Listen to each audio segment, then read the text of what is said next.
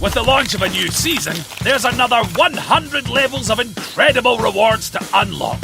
100 levels, 100 levels, 100 levels.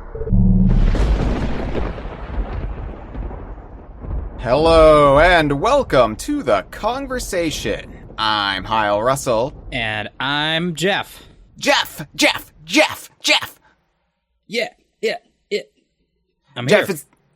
Jeff, it's a Sea of Thieves episode, Jeff. We got to talk about Sea of Thieves Season 12. That's right. The new season of Sea of Thieves, 13, that is starting up on July 25th. It's a short season for Sea of Thieves this time around. I think only 12 weeks or so. I know that eagle-eyed fans of the lore were expecting that Sea of Thieves only gets to last for 12 regenerations, but through a little finagling in the plot there, the Time Lords allowed it to do season 13 or whatever. I haven't watched the new season. I don't know where they're going with it. There's all kinds of stuff going on in the TV world. Actually, Sea of Thieves is bi-generated now, and now we've got Fortnite Pirates of the Caribbean. It's gone woke. I don't know. Wow. This is off to a good start, Jeff. I want to tell you a little bit about my anguish preparing this episode. Good start. So, people love anguish. People love others' torment and misery, so long as it's not their own. They live vicariously through it. So I'm going to give you all a little pep in your step by revealing a little bit of my dark brain clouds. I was preparing this episode yesterday and doing the key art, because you handle most of the show notes for this one, Jeff, being the Sea of Thieves expert between the two of us. And I realized, so Rare had been, for the first 10 seasons of Sea of Thieves, typing out the actual number of the season. So it was Sea of Thieves Season 1. It's not just the number 1. It's spelled out O-N-E. And they did this through Season 10. And I was just following along the rhythm, right? I was just like, yeah, I know exactly how to title these episodes. Well, Season 11 was when they switched to just the Arabic numbers. So it was Sea of Thieves season number 11. For that episode of the Kongversation that we did, I still spelled it out as 11. Oh. And I didn't realize my error until I was preparing this episode. And all of a sudden, I know. I was like, cancel the Kongversation.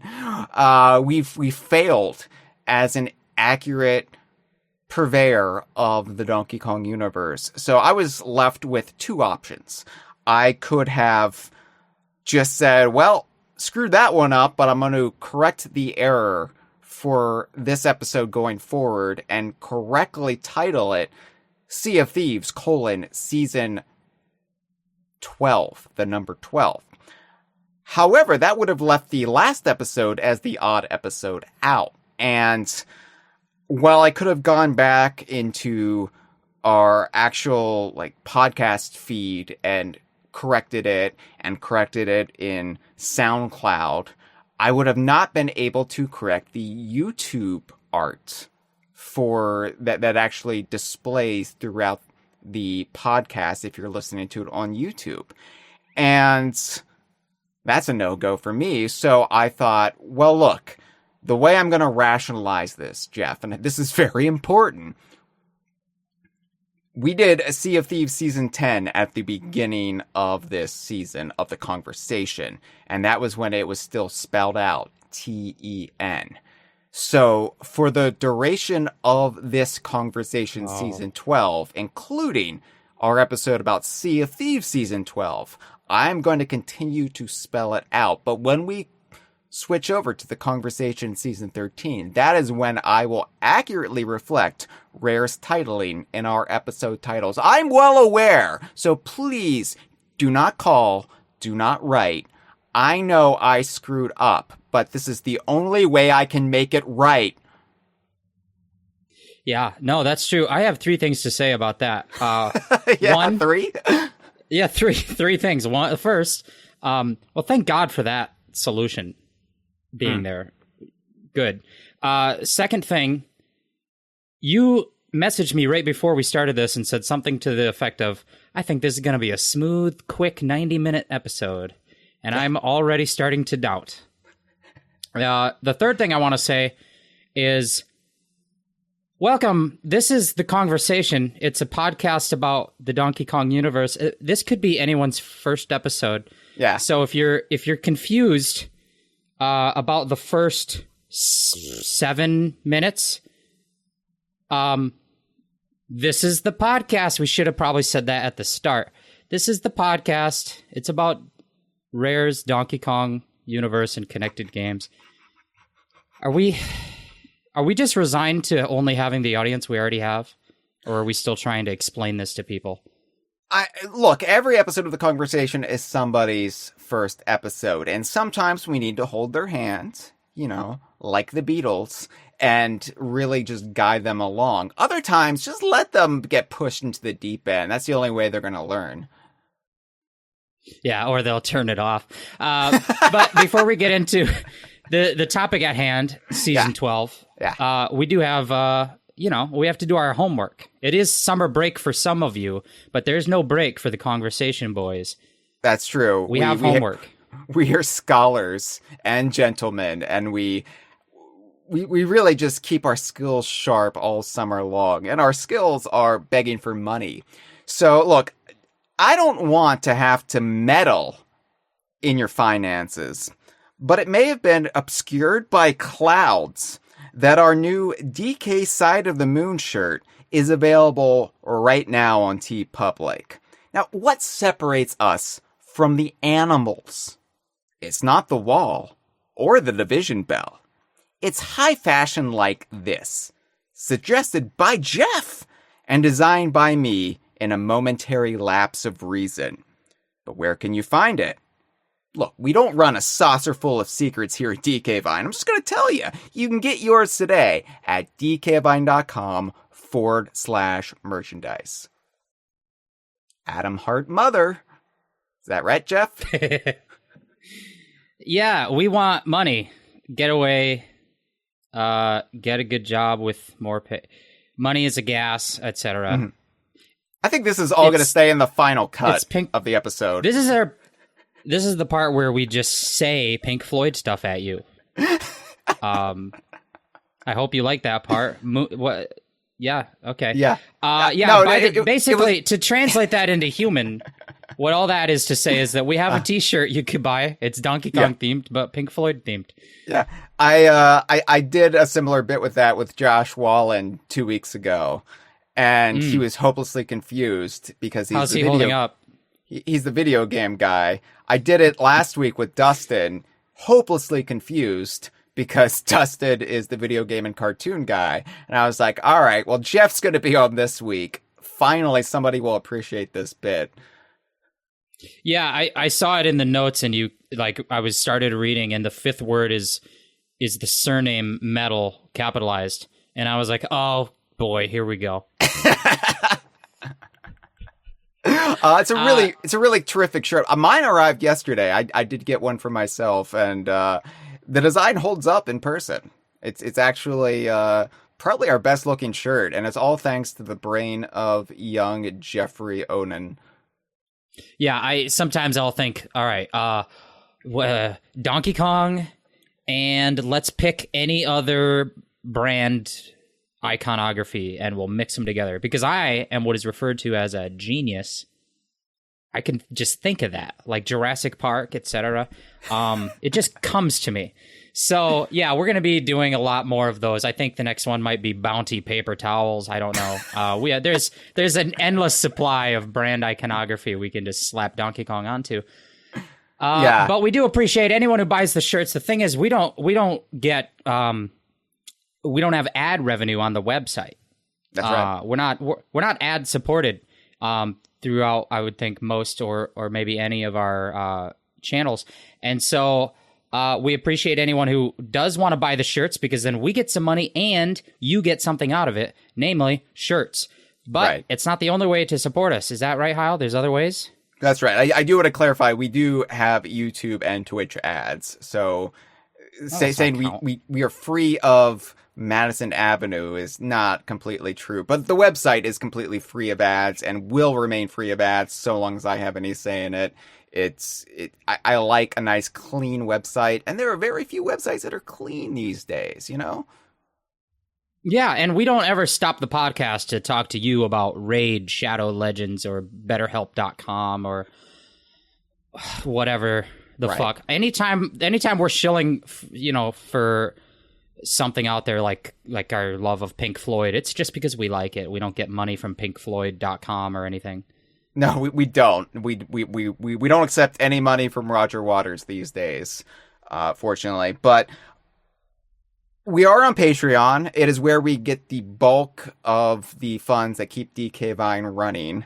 I used $30 of it to buy groceries this week because I needed food, and I thank you for our patrons because I could get bananas, and I can't be without my precious golden tubes. So dkvine.com/Patreon. If you like what we do, if you like what we do most weeks, even if you're turned off by this week, consider becoming a patron for as little as $1 a month. $1 a month gets you so much great Donkey Kong chatter. That's right. And one of the exclusive perks of being a patron on our DK Vine Patreon is that you can listen to these episodes live before they go out to the masses, to the free loaders. You can be in our live stream chat right now. We have a couple people in there. Porygon Q, hello. March Rose 2011, hello. Hundreds others. We don't have to list them all. There's thousands of dedicated fans. We're listing the first two, and then we're leaving everyone off the list because, first come, first serve. But we thank you, our patrons, our lovely, lovely patrons. Yeah. What a treat it is to get to hear this live, might I add. Yeah, it is nothing like it. What if I said something really crazy and Hyle had to cut it? He can't cut it from your live ears. He can't cut it from your memory hole. That's right. You'll remember the golden moments that don't make it in to the actual Kongversation episode. That's a special little treat there. It's just like all these incriminating things you can pile up and use in your dossier to bring us down in the upcoming years. You better get on it now. So dkevin.com/Patreon. And Jeff, before we get started, I want to give you the opportunity because you have made this blood oath, this proclamation that you were going to have a different catchphrase, a different slogan for the podcast on every episode, or maybe for the website. I forget the bit. But every episode this season that you're on, you're going to pitch me a new slogan. Yeah, that's right. It's for the podcast. We're gonna because the Kongversation podcast doesn't have a slogan. That's bad branding. So I thought catchphrase, tagline, slogan. Let's come up with one. What season of the podcast is this? Same 12? as the season of Sea of Thieves. We're discussing season 12. We're talking about season 12 of Sea of Thieves on season 12 of the Kongversation. This is the only time in history where those two are going to line up because Sea of Thieves is moving a little faster than we are. But I have a slogan I'll come up with. I came up with this morning. Some of them are improv right on the spot, but this one I thought of. I'm like, yeah, it's okay. All right, so here we go. DK Vine's The Kongversation. If Donkey Kong came from people, why are there still people? I can't put that one on a shirt, unfortunately, because Nintendo would say, no, you can't. That's not allowed. Because they just can't mention Donkey Kong. Yeah, they have a copyright on people, actually. True, that's true. Yeah, and the other thing that we didn't plug is that I guess I have a Sea of Thieves blog. If you do, I forgot about read that. More. Yeah, it's Golden Sands blog post, actually. Yeah, it's a Medium blog. It's otherwise referred to as Mid. It's on medium.com /golden-sands-blog post or dkvine.com/golden sands blog post. And it is a blog that covers guides and walkthrough tutorial content for new features coming to Sea of Thieves, time-limited cosmetic rewards, and things that are happening in the game that you might want to know about. So check that out, or don't. I don't make any money off that one either. So if you really want to help me out, buy one of the shirts. I think I get 36 cents or something off of every shirt. You've got a little bit of a tidier sum coming to you next month. Yeah, because of that settlement. But we can't. We're supposed to not talk about that. What we are supposed to talk about, is Sea of Thieves season 12. Yeah, so Sea of Thieves season 12. Well, it started back in April, right? Like, it hasn't been long. No, it's been short. Yeah. This has been a weird kind of blur of a season for me, because generally we play every Sunday, or DK Vine streams Sea of Thieves every Sunday. We have a rotating crew, because Jeff, you can't make every Sunday, and sometimes Cameron sits it out, and we usually have a rotating fourth. But this has been the first season where I had to skip 2 Sundays for various reasons. You know, had a death in the family, and so basically, though, it just pushed everything to the last minute. We're recording this the Friday before season 13 starts. Season 13 starts on July 25th, and right now I'm at seasonal renown 97, and I'm gonna make it. I'm gonna get the seasonal renown 100 on Sunday's stream, but it's cutting it awfully close. And in the past, you know, you get to seasonal renown 100, and then you have 4 more months of the season left. So it really just shows how tight the actual turnaround time is between seasons this go around. Yeah, I'm not going to make it to 100. I had a very busy couple of months. I've taken a lot of time to go to the lake house and do some fishing. Basically live in the northern hemisphere on my weekends. So that's something. But I've missed out on a lot of our Sunday, as we call it, our stream of thieves, or as I like to call it, our Sunday morning fight about Saturday night. But yeah, it did kind of sneak past us this season. It went quickly. But there's some stuff to talk about. Oh yeah, for sure. And before we get into all that, Hyle, I have a little surprise. I have a little twist, because I was starting to think that, you know, these Sea of Thieves season recaps, they might not be the most exciting episodes if you're not into Sea of Thieves. They can kind of drag unless it's a particularly exciting season. I mean, I like to think we make anything entertaining to talk about, because, you know, that's the show. But we're the spice of life, Jeff. We add a little paprika to the topic. Yeah, we're the spice world. You're ginger, I'm scary, etc. Wow. But in like under 2 minutes, you referenced Single Pigeon by Paul McCartney and Wings, and then you went to the Spice Girls, and I'm like, you're a cultured fella, Jeff. You're a Renaissance man. I have my deep pockets. I've got stuff in the wings, but what I'm going to do for this episode, I've got a little gimmick, a little game planned. I know of this game, which I like to call Uncle Dad. All right. Okay. So, and Hyle has not heard. This is. I'm springing this on him. He's not knowing about this, but Uncle Dad is a game where if you take any set of 2 things, in that set, one of those 2 things is the uncle and one of them is the dad. All right. Okay. So I'm gonna give you a couple examples to calibrate your meter, your dadometer. All right. Here's an example. Bill Pullman is your dad, Yeah. Bill Paxton is your uncle. That's accurate. That's actually completely. I would fight you if you reverse those. Right. Okay, I'll give one more example. Okay. Calibrating the dadometer.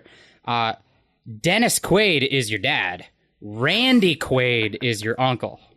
That's also accurate. And wow, we're really just pulling from the Independence Day family, are we not?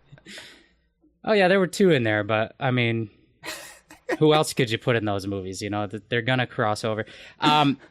Okay, now that you're calibrated, before we get into Sea of Thieves talk, I'm gonna test you. Just gonna test your readings. You're gonna try one. All right. Okay. Big Al and Salty Joe from Banjo-Tooie.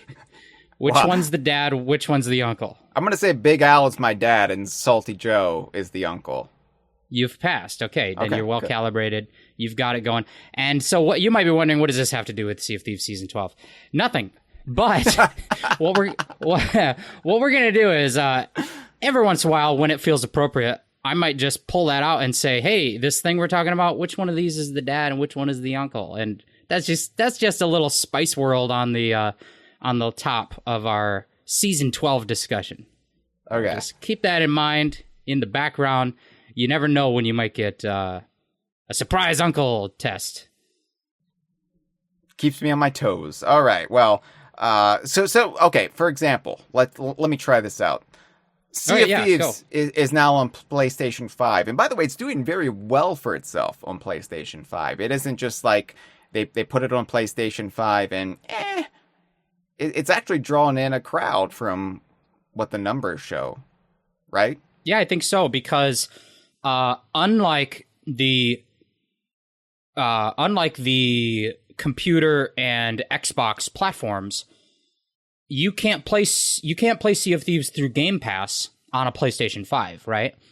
On those other platforms, they can say, whoa, look, 1 million people played the game. And it's like, well, yeah, but like if it's on Game Pass, a bunch of people can try the game and then, you know.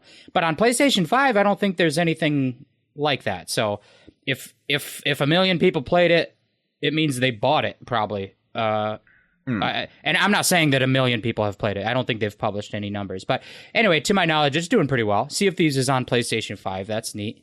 Yeah.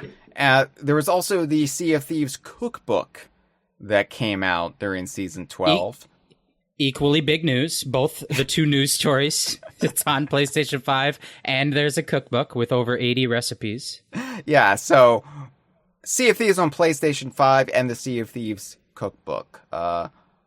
Uncle Dad, Jeff. Which is the dad? You're testing me. Okay. Which is the unky? Now that's interesting. I think, and you can correct me if I'm wrong. Okay. I think Sea of Thieves on PlayStation 5 is your dad. Oh yeah. And that's because it's a responsible, thoughtful thing to do. Like it's doing what it needs to do.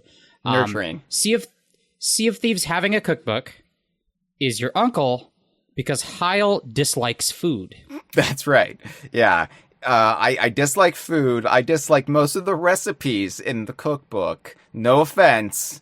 I've leafed through it and I'm like, yeah, yuck. So none of them are fried Oreos. I'm like, what? Why would I read this when I could just go to the fair?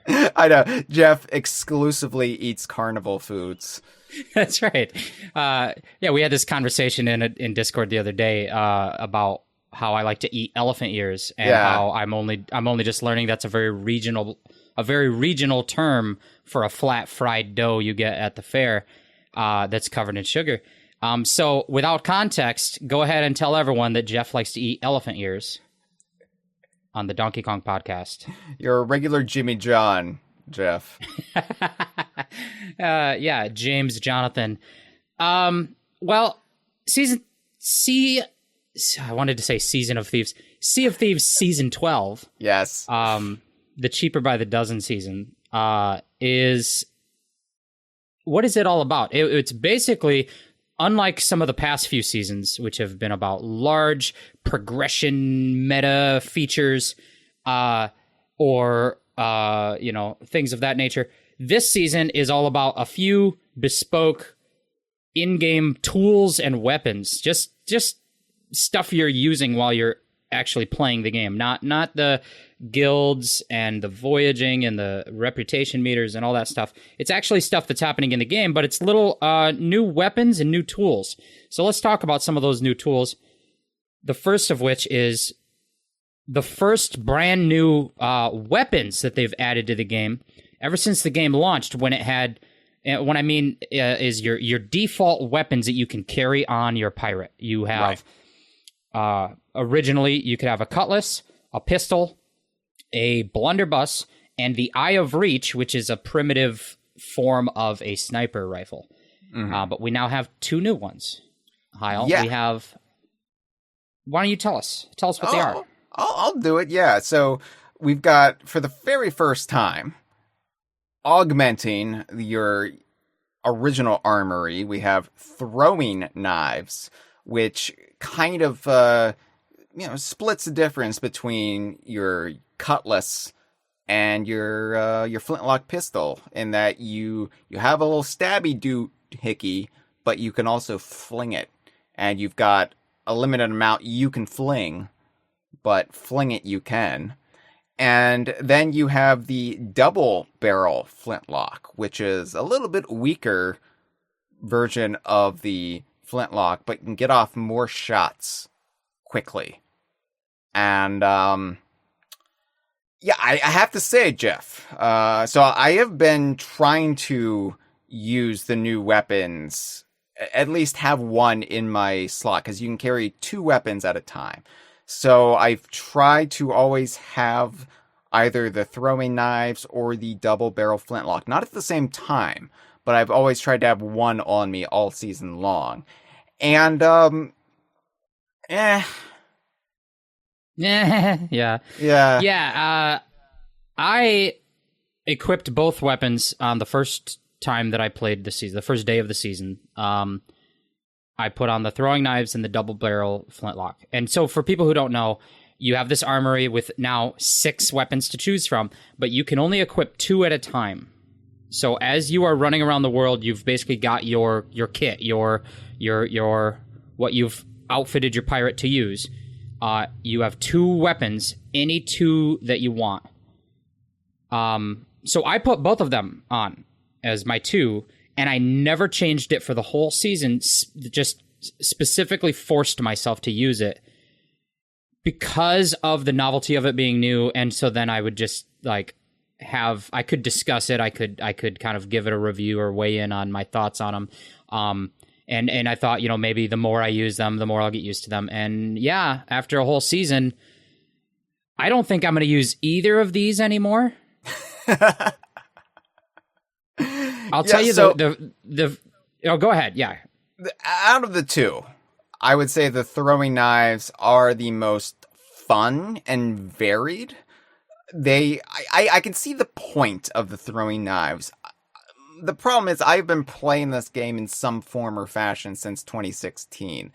And I don't want to say I'm set in my ways, but generally speaking, it's really hard to adjust your play style. And this might be great for the newer players coming in with PlayStation 5, but it really is hard, especially when you've got so many great features. Like with the cutlass, you can sword lunge and travel a distance across the water, or just get to and fro in a jiffy. And with these, you don't have that luxury. So the throwing knives are fun, and then there's the added little twist where you can throw one and it'll get lodged into the surface, the environment. Like you hit a rock, hit a wall, hit your ship hull, and then another player, either on your crew or on a rival crew, can then pick that up and use it as a one-time item. And, that's cool, but they are more cumbersome to use. And the double barrel flintlock, I just don't see any point personally in using that over the regular flintlock. I mean, yeah, I get the principle, but it doesn't really matter in how I play the game. Yeah, so let's take them one at a time. Okay. I think we can break these down a little deeper. With the throwing knives, you have multiple functions. You can stab at stuff as a melee attack. You can then also hold the knife up and aim to throw it, like you said. That's pretty straightforward. The downsides of it are, like you said, compared to a cutlass, the cutlass has more functionality because a cutlass can sword lunge, which was not a feature that they intended when they first came out with it. That was like almost like a bug or just like an unintended technique. They didn't realize that if someone has the momentum from a lunge while they hit the surface of the water and there's nothing to stop their momentum, that momentum carries them forward through the water. And that they didn't know that was going to happen until players started doing it, and it became just part of how people played the game. And they decided not to remove it, even though it was unintended. But they thought, well, this is fine. This is like an advanced technique, and it doesn't break anything. It doesn't break the balance or cause any problems. So they kept it in there. It's a treat. It's a treat, Jeff. And you know why it's a treat? It's a little treat. You know why it's a treat? Because it's a happy little accident. Little Bob Ross for you. Oh, you're saying tree. Oh. I thought you were saying it's a treat. That too. It's like a tasty. It's a tasty morsel. Yeah. Yeah, and obviously all other weapons lack that mobility function. Which is something, if you're going to go about adding another weapon to the arsenal, I think that adding something that impacts mobility should have been a priority, because like you have the cutlass that already does something for you in your movement options and you're running around and speeding around. And the cutlass, even without the lunge through water, like momentum leap, even without that, it has a lot of cool features. It's like while you're blocking, you can like do these side jumps, side dodges, and back dodge, and up and forward dodge, and like you can just do a lunge, which is like a hard forward strike. And I don't think either of the new weapons have that level of depth. It's kind of like comparing Rambi the Rhino to Squitter the Spider.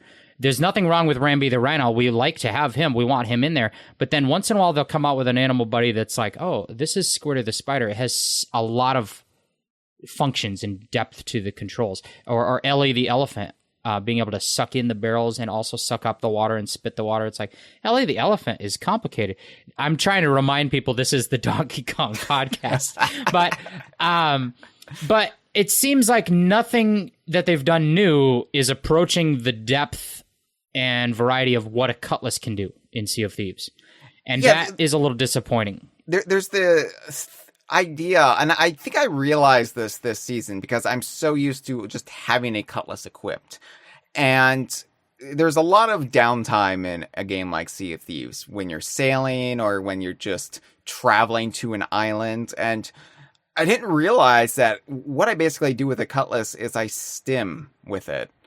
It's basically a way. It's like a fidget spinner, right? Where you can just do so much with it that you can bide your time in a very satisfying way. And I can't stim with these weapons, and it makes me an angsty little boy.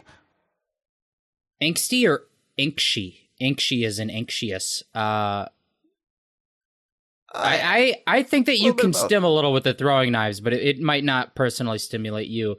But like I have found myself throughout the season, like I'm driving the boat, I'm helming the helm, and I'm like, you know what? I'm gonna throw my knives and try and hit some spots on the mast, and then I'm gonna go pick them up, and like I just find myself playing with them idly. But I just think in execution of like using them in gameplay, the fact that we don't have the mobility features of the like the dodges and the lunges and the like all of that, but then also the block itself,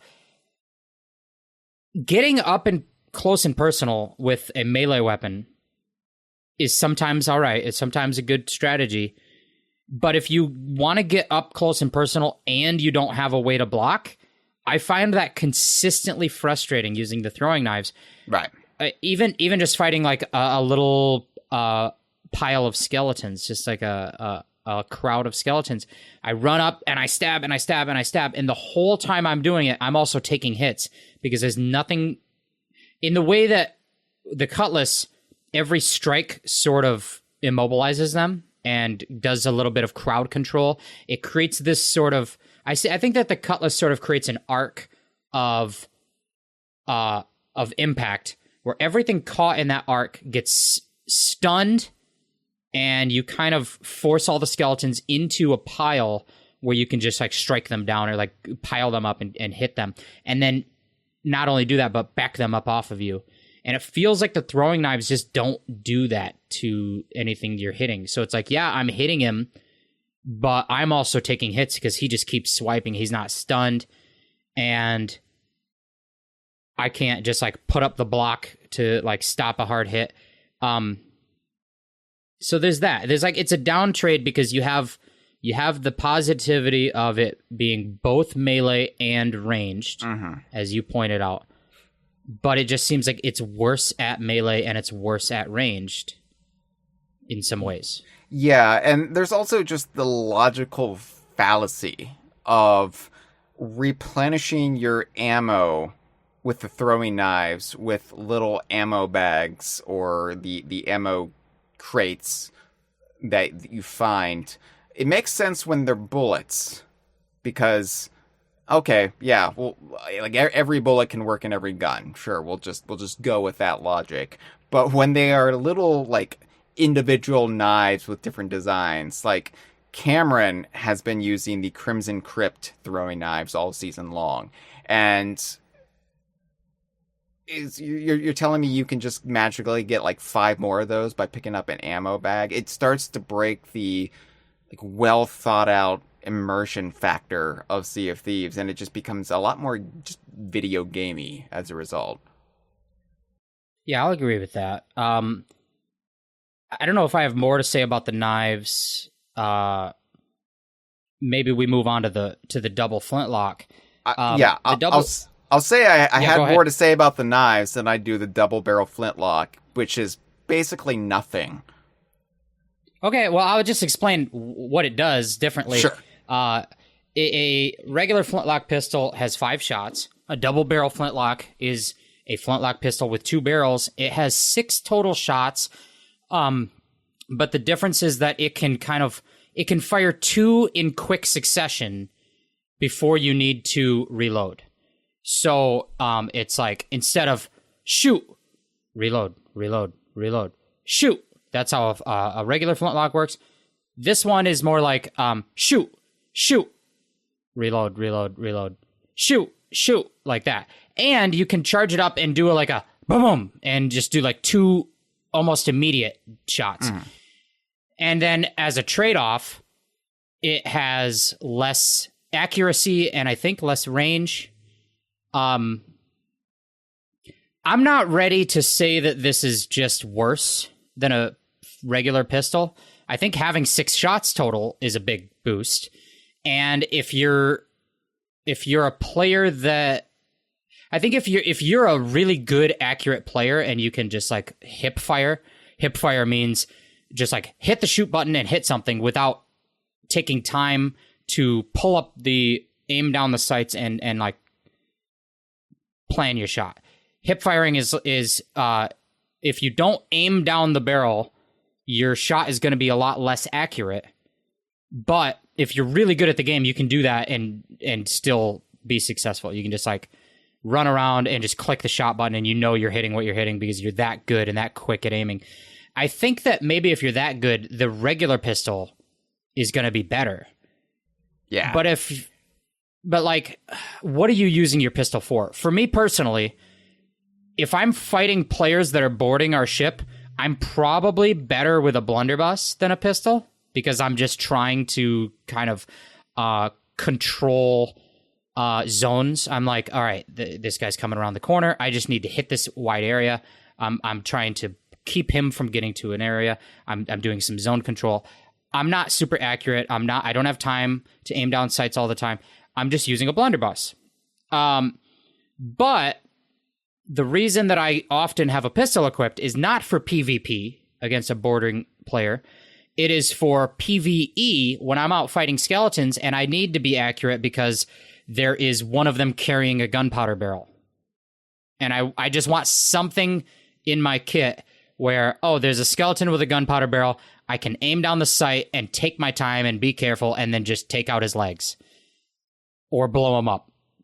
And that's what I use a pistol for. And I think in that sort of casual usage of a pistol, the double barrel might be fine. It might be even better. I just can't really tell. It's not exciting. I'll give it that. It's I not won't give it sexy. that. There's no sex appeal in the way they introduced it to us. And maybe that'll change. Maybe it'll be like a slow burn attraction where you eventually realize like, ooh, I didn't see it at first, but now, yeah, it's doing something for me.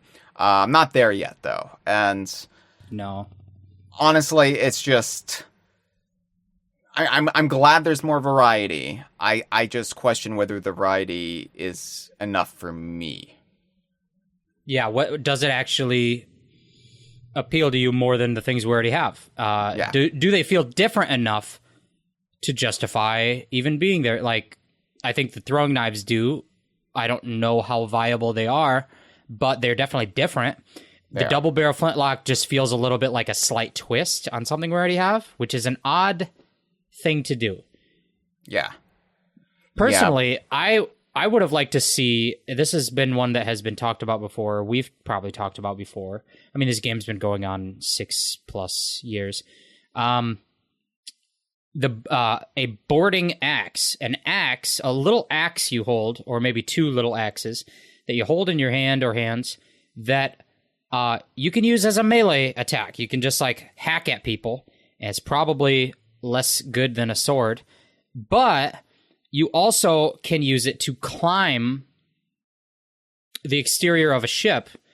So if you are trying to board somebody, maybe you miss the ladder, but you can just like snag it with your axe and then climb up, and now you've boarded. And now, so what that does is it gives you great mobility in terms of just being able to like climb structures and things, but you sacrifice some of your offensive capability because it's a weak melee weapon with not much utility in fights. So it's like, okay, I can easily board your ship, but I'm not able to double gun kind of thing. And then what a boarding axe also could do cool is it could let you pry the boards out that are covering up the holes in the ship. So if I run down to your basement and you've patched all the holes, maybe I have an axe that I can just sit here and use as a way to pry the boards up and open up the holes on your ship, which currently there's no way for a player standing aboard a ship to add water flow into the ship. If the ship is patched clean, they can't make the ship sink. But this would be a way to do it. But to make it balanced, to make it fair, they would have to make it like, if someone's prying the boards up, it would be loud and it would take time. So you have time to respond to it and prevent it. That's something I would have liked to see explored because, again, adding mobility, adding something that feels totally different from the things we currently have. Unlike the double barrel flintlock, which just feels like a slight twist on things we already have. That would have been cool. Jeff, you constantly amaze me. You know that? Because you're not just a pretty face. You've got t-shirt ideas. And you've got game design ideas. And I'm like, wow, it's a triple threat. I've seen Spice World. Okay. I know about the Bene Gesserit. I know about Timothy Chalamet and the giant sandworms. I know everything that happens on Spice World. Jesus. I did put it together at first. I was like, "What? Where's this bit going?" And then it's the thing is that I've never seen a Dune movie, and I won't see the Timothy Chalamet one. I don't care about that guy. I might see the other one. I don't know, maybe. My understanding is there is a guy on there named Bene Gesserit. I'm picturing Benny Hill when I picture it. I don't know what he does. but there are worms. It's basic. When I think about the worms, I'm thinking of the film Tremors. That's what really messes me up. Right. Graboids with Kevin Bacon. But anyways, we're moving on. Before we move on, I do have to ask you an important question. Are you ready? I am ready. Throwing knives, double barrel flintlock, Uncle Dad. See, this is challenging because so far I think we've been choosing just the best of the two as our dad. That's not where my head is, but I could see that. Yeah. Okay. Or like you said, more nurturing, more caring, more fulfilling. I think maybe responsible. Yes. Maybe is where my brain is at. There's been more of an element of danger. Chaotic. Yeah. In this case, though, the double barrel flintlock is playing it safe, while the throwing knives are the loosey-goosey, like monster truck rally. You know what I mean? So yeah, I'm gonna say double barrel flintlock, dad. I'm right. Throwing knives, uncle. Yeah. There you go.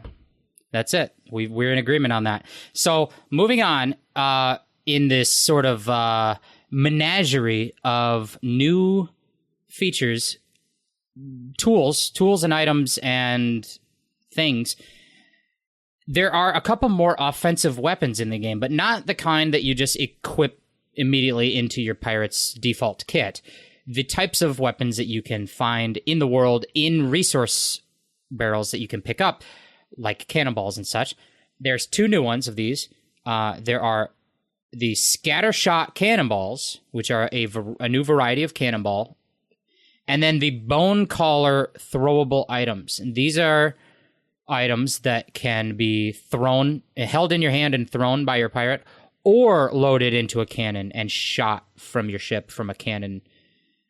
Yeah.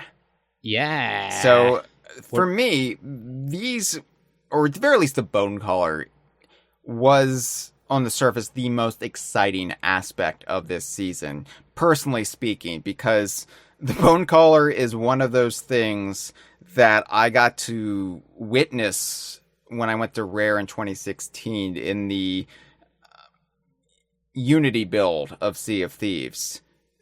They actually had the bone collar at that stage in 2016, a device. I don't think it was like shaped like this ball, similar to the blunder bombs.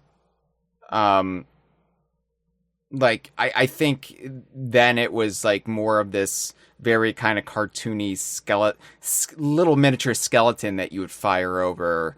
But it was a way to kind of sick skellies on rival crews or just in-game enemies. And I was like, oh, that is so cool.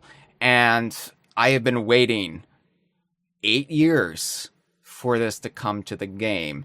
And it's one of the last things in that build of Sea of Thieves that has not made it over into the final build. There have been other things, including TT, but I'm not going to bring up TT, Jeff. I'm not going to bring up TT every single time I talk about Sea of Thieves. Yeah, thank you for not bringing it up. Yeah, there's some stuff I can't talk about because of the NDA, and it hasn't been brought over. But I was like, yeah, I wonder when they're going to have the friendly skellies in the game. And lo and behold, here we are, 2024, the year of our log, and we've got bone collars.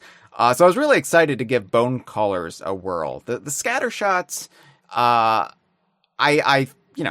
appreciate what they do, but it's one of those things similar to the double barrel flintlock where it's something that you can see the function of, but on the surface it just feels like a lesser version of what's already in the game. I don't really think that's necessarily true for scatter shots. I have found them far more useful than a double barrel flintlock, but at the end of the day, I think a cannonball is still more tried and true. So it's interesting. Let's look at each of them and kind of describe what they do. Yeah. Why don't you pick one of them and start with the bone choice. collar. The bone collar is this little magical device. It's similar to the blunder bomb or the fire bomb. Fire bomb. I was like, the fire orb? No, orbs are something else in the game. But Yeah, they're like instead of a Molotov cocktail of sorts or just a little shrapnel bomb, it's a magical summoner that will summon friendly skellies to your service, to your crew's service for a limited time. I don't know how long they last in game, but it's very short. They will come out of the ground and basically attack anybody who is not allied to your crew in the vicinity. So it can be a rival crew that's giving you guff, or it can be other skellies in the game, ocean crawlers, phantoms, what have you. But they all have individual names above their skelly, so you can determine, oh, they're with us. They're not actually enemies. And yeah, I mean, it's not the most powerful thing, but as a nuisance, as something to create added chaos to a situation, especially when it comes to other players, it could be the make or break thing that can ensure you victory. Yeah, and I found them pretty useful for distracting enemy AI, because, like, if a horde of skeletons is around and you need to go get fruit, or like you are trying to do something, you're trying to accomplish something, and they're just after you, you can throw one down, add some stuff, and now the enemies are just going to target these skeletons. They're going to kind of distract each other while you can run away and find a fruit barrel or whatever you're doing. Yeah. This, between the two, well, not just between the two, but between maybe everything in the season, Bone Callers is probably the most interesting, surface level, exciting thing. In practice, I haven't used them that much. It seems like you don't discover them that often. They don't have a massive amount of utility, but conceptually they're very cool. I'm glad they exist. Yeah, I think the problem is, they don't have a wide distribution. And we're going to talk about this in a bit, because in the past, whenever there would be new tools, new, like, mechanics in the game, Sea of Thieves would go out of its way to really break them in for you in a limited time event or the season itself. They didn't really do that this time around. They just kind of put them in as is. And so finding a bone caller was a far rarer occurrence than you might think. And when we did find them, it was like, ooh, I'm going to save this. And then you realize towards the end of your session, oh, I haven't used the bone caller. I should probably break that out. So I haven't really gotten as acquainted with it as I would like. And it's a shame, because I think out of all the new features, when they were, being pitched, when they had the big, like, Sea of Thieves 2024 master plan where they showed off, 3 seasons worth of content, I think the bone caller was one of the ones I was most excited about. But it just, like, they said, oh, you might find them in skeleton forts. So we'd go to skeleton forts, like, oh, I'm going to hop off here and find some bone callers. And then couldn't find any bone callers on the skeleton forts. It's like, oh, okay. Yeah, that'll be a recurring theme. Let's talk about the scatter shots briefly, because I don't think either one of us have much to say. No. But I'll just say what they are. Mechanically, it is a cannonball that you can fire out of the cannon. But what it is a small collection of like 4 mini cannonballs. And when you shoot them, they scatter. And the after effect is that when they hit their target, they will deal like the smallest amount of damage, but they'll hit multiple targets. They will put multiple holes in your ship, but every hole will be tiny. And in Sea of Thieves, if a hole gets into your ship, depending on the severity of how hard it's hit, it could be a small hole or like a medium hole or a larger hole. And I'm simplifying things, but that determines how quickly the water rushing in will fill your ship. Mm. And it also determines like how long it takes you to patch that hole. And so in theory, putting 4 holes in the ship that are all small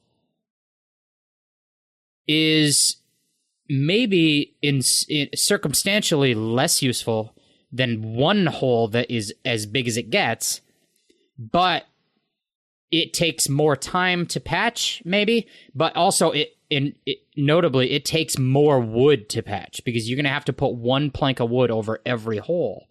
And so these holes alone are probably not going to sink a ship because they're so tiny. They're too tiny. But Will baby holes. they're so little. They're too small to be good, but they will eat up resources because you're going to have to use a different plank of wood for every one of these holes. That's right. And in theory, that's going to add up. Personally, I haven't been into the kind of protracted fight where resource attrition is going to play a major factor in the outcome. It seems like it's like, yes, this is a new tool in our toolkit that is situational and possibly useful. But I haven't seen this situation where it's like, oh, yeah, now's the time. Let's hit them with the scatter shots like that. It never seems that degree of useful where you're like, oh, now, yeah, let's hit them with the scatter shots. Like, no. I think there are times where you might have that feeling about a chain shot to take out a mast. But you would never have that degree of, like, utility and excitement out of using a scatter shot. Unlike the double barrel flintlock, I at least can see the situations where this will come in handy. We haven't personally experienced them, but there have been multiple occasions where a ship is giving us grief and we get into this long war of attrition, and it's clear at some point their supplies have either run out or they're getting very low. And you can usually tell, right? Either they become a little bit more avoidant, or they what they're firing at you becomes far more limited. And so you're like, now is the time we're going to hit them. Put 4 holes in their ship. They probably don't have any planks left. This could be it. I can see that happening. Just because we haven't experienced it doesn't mean it won't, or it hasn't for other crews. So I do like the scattershot, but again, it's just not the sexiest of features on the surface. Where a bone collar, it's like, all my rowdy friends are here tonight for Monday Night Football. Yeah. All right. Well, I don't have much more to say about any of that. Hyle, Uncle Dad these things. Okay. Dad is the scattershot. Uncle is the bone collar. Now, that's interesting. I that was my first thought. Yeah. But I might go opposite on you on this one, and I'll tell you why. The first gut reaction is that bone collars are a little more dangerous, a little more chaotic, and that makes them the uncle. But I think that bone collars are really useful and dependable in a way, like in their function, in what you might use them for. And I think that scattershots, in the way that your uncle is weaker than your dad, scattershots are weak. My dad, and I don't mean your specific dad and your specific uncle, you, Hyle, or you, the audience. I just mean like the platonic idea of dad versus uncle, Mufasa versus Scar, etc. Mm-hmm. Uncle is like chaotic, weak dad. So I think the fact that scattershots are on the weekend and bone collars are reliably useful, I'm going to call bone collars the dad. Ooh, okay. So that's our first split on Uncle Dad. That's right. And you can let us know on the comments, on social media, which one do you think is right? Do you disagree with any of our Uncle Dad rankings? And who do you agree with on this one and the more to come? I'm really looking forward to those comments, Jeff. I have to We say. have so many. Someone's going to tell me, like, Jeff's wrong about bone collars, and I don't like him on the show. But there are just a few more cool, I would call marquee features, marquee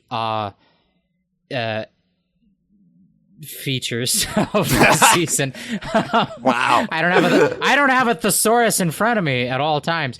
Headlining things that we're excited about. All right, in season 12, three more things to talk about, and let's do one on its own, and then the other two are a set of two.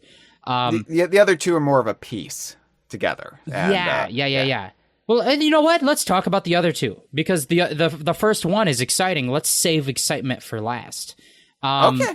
I think the other two are more exciting than the first one. Ooh, okay. I think that the first one is theoretically the most exciting thing in the whole season.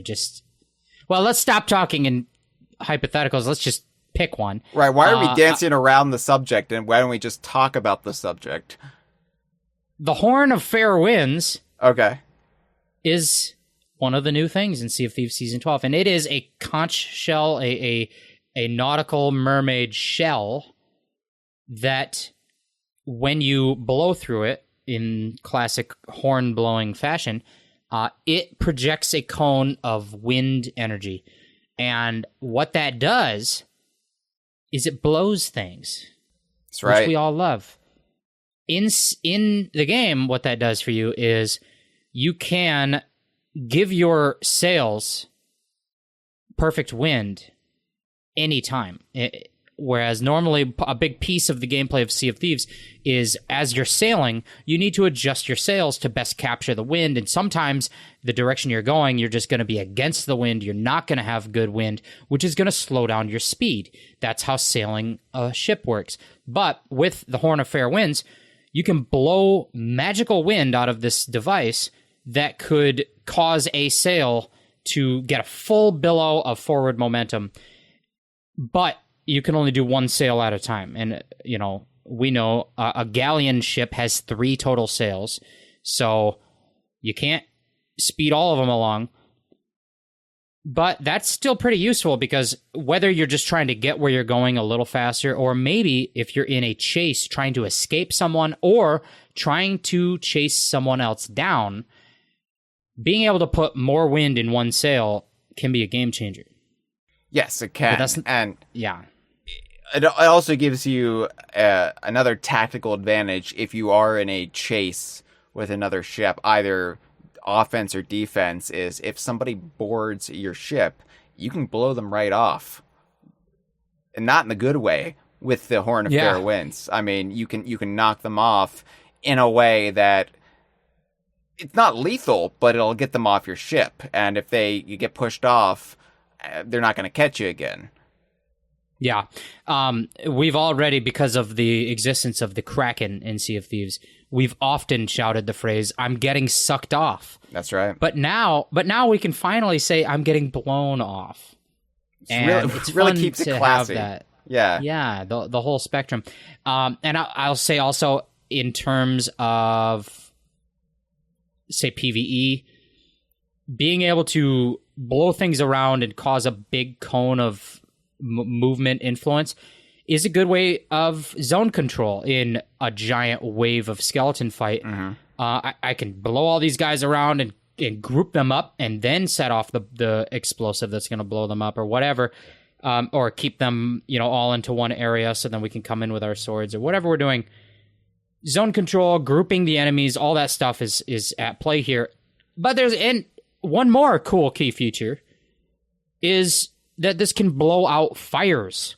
It can, which I think will be a perhaps key strategic advantage when fighting the Burning Blade in Season 13. You said, let's get a Horn of Fair Winds first, because the Burning Blade could just set your ship alight. And fire has always been one of the most really crippling things that can happen to your ship in a fight. It's disruptive. Yeah, whether it's against another crew, they firebomb you, and then all of a sudden you have to put out a fire. You yourself are on fire, and then you can't focus on offensively sinking them. You have to take care of your own house first. But even in things like ghost ship battles, they will often send the little flaming phantoms over your way, and then you've got the same issue, and it can just become this cacophony of things happening and you're overstimulated, and then you get out the throwing knives because they don't stimulate you as much. But it is just a mess when your ship gets on fire. So it doesn't always work exactly the way you want. You have to get it in just the right position, I've noticed. But it can be a very quick and more efficient way than going down and getting a bucket of water. And, oh no, I'm on fire now and I'm setting other things on fire. Oh no, I have to put myself out first. Oh, now the fire is spread on the ship. This can just be like, no, enough of that. No more fire. Yeah, so fire is interesting because fire, anytime you're in a battle and a fire starts, immediately that is not your primary concern. However, as it spreads, it increasingly becomes important to make it a concern. It's that sort of creeping problem. It's like, well, we know this will be a problem. It's not our main priority right now, but there will come a point where there's that momentum of it that we have to address it or else it'll get out of hand. And once it's out of hand, then at some point you'll hit a point where you just can't keep it under control, and it's so disruptive. And I think especially once it gets closer to that end of things, that's when a Horn of Fair Winds could really be useful, because it's like I could put out a fire and then put out a fire and then put out a fire without having to walk back to the water barrel and then walk back and then walk back to the water barrel and then walk back. You can just kind of go around busting ghosts, Ghostbuster-wise, or I guess a better metaphor would be putting out fires like a firefighter, but I don't know. I didn't think it through. But there is also the other cool thing. I don't know how useful this is, but it's probably like the most fun thing to do with a Horn of Fair Winds, which is that it will just like propel you through the water while you're holding it in the water, or while you're standing on a rowboat. You can just like aim backwards, shoot wind, and then your ship pushes forwards, like you're the hover car on Donkey Kong Country 3 and or Diddy Kong Racing. Those are both... this is the Donkey Kong podcast. Welcome. It is, yeah. Just have to keep that in mind. That's why I brought up TT earlier, because I feel like I was losing the audience. Yeah, no, we got to keep them engaged. Horn of Fair Winds. I think we're back to a problem that we kind of alluded to. The problem with the Horn of Fair Winds is that we never got to even hardly have them. They're not common enough in the world to be useful. It's like if you play the game for 2 months and only run into it twice, then maybe that's not often enough for us to really take advantage and feel the excitement of it. Whereas, I think it would be really odd to go an entire session of Sea of Thieves and never find a rowboat or never get attacked by a megalodon in like 3 hours. But you could go weeks and never find the Horn of Fair Winds. And I think that's a little too uncommon. The scarcity is too high. I agree, and it's just one of those things where if you eventually want to dial down how much it appears, that's fine, that makes sense. But when it's a brand new feature, part of the like title screen assortments, where they shove stuff on the title screen and say, this is what's happening in Sea of Thieves this season. Ooh, it's all new and exciting. When you don't have that accessibility to the new stuff, you kind of get disengaged with it. Like, I wanted season 12 to be about trying out the Horn of Fair Winds, to my heart's content, trying out the Bone Collar, and too often we just didn't run into it during a session. Yeah, and we're going to talk a little bit more about that in a minute, but we do have just like the two more intertwined new features in the toolkit in the sandbox of Sea of Thieves, and that is using zip lines that are now around on the islands, and being able to tightrope walk along our own harpoon lines and also zip line down. I guess it's not zip line down those. It's more like surfing. But the similar principle to get from a high height to a low height riding down a rope. Yes. Yeah. Well, so the zip lines, they were, of course, added into Sea of Thieves, like, mechanically speaking, as things you could interact with during the Monkey Island Tall Tales. That's where they first had zip lines as a way to easily traverse the environment there. And then they were like, well, this is great. We're gonna put these on select islands throughout Sea of Thieves. And, you know, I don't have a problem with this, really. Like, it's basically just fast travel. Like, oh, if you don't want to go down the ladders of Ancient Spire Outpost, you can now just take the zip line right down to your ship from the tavern. It's fine. No real issues. They're not common enough where it's this big game-breaking thing.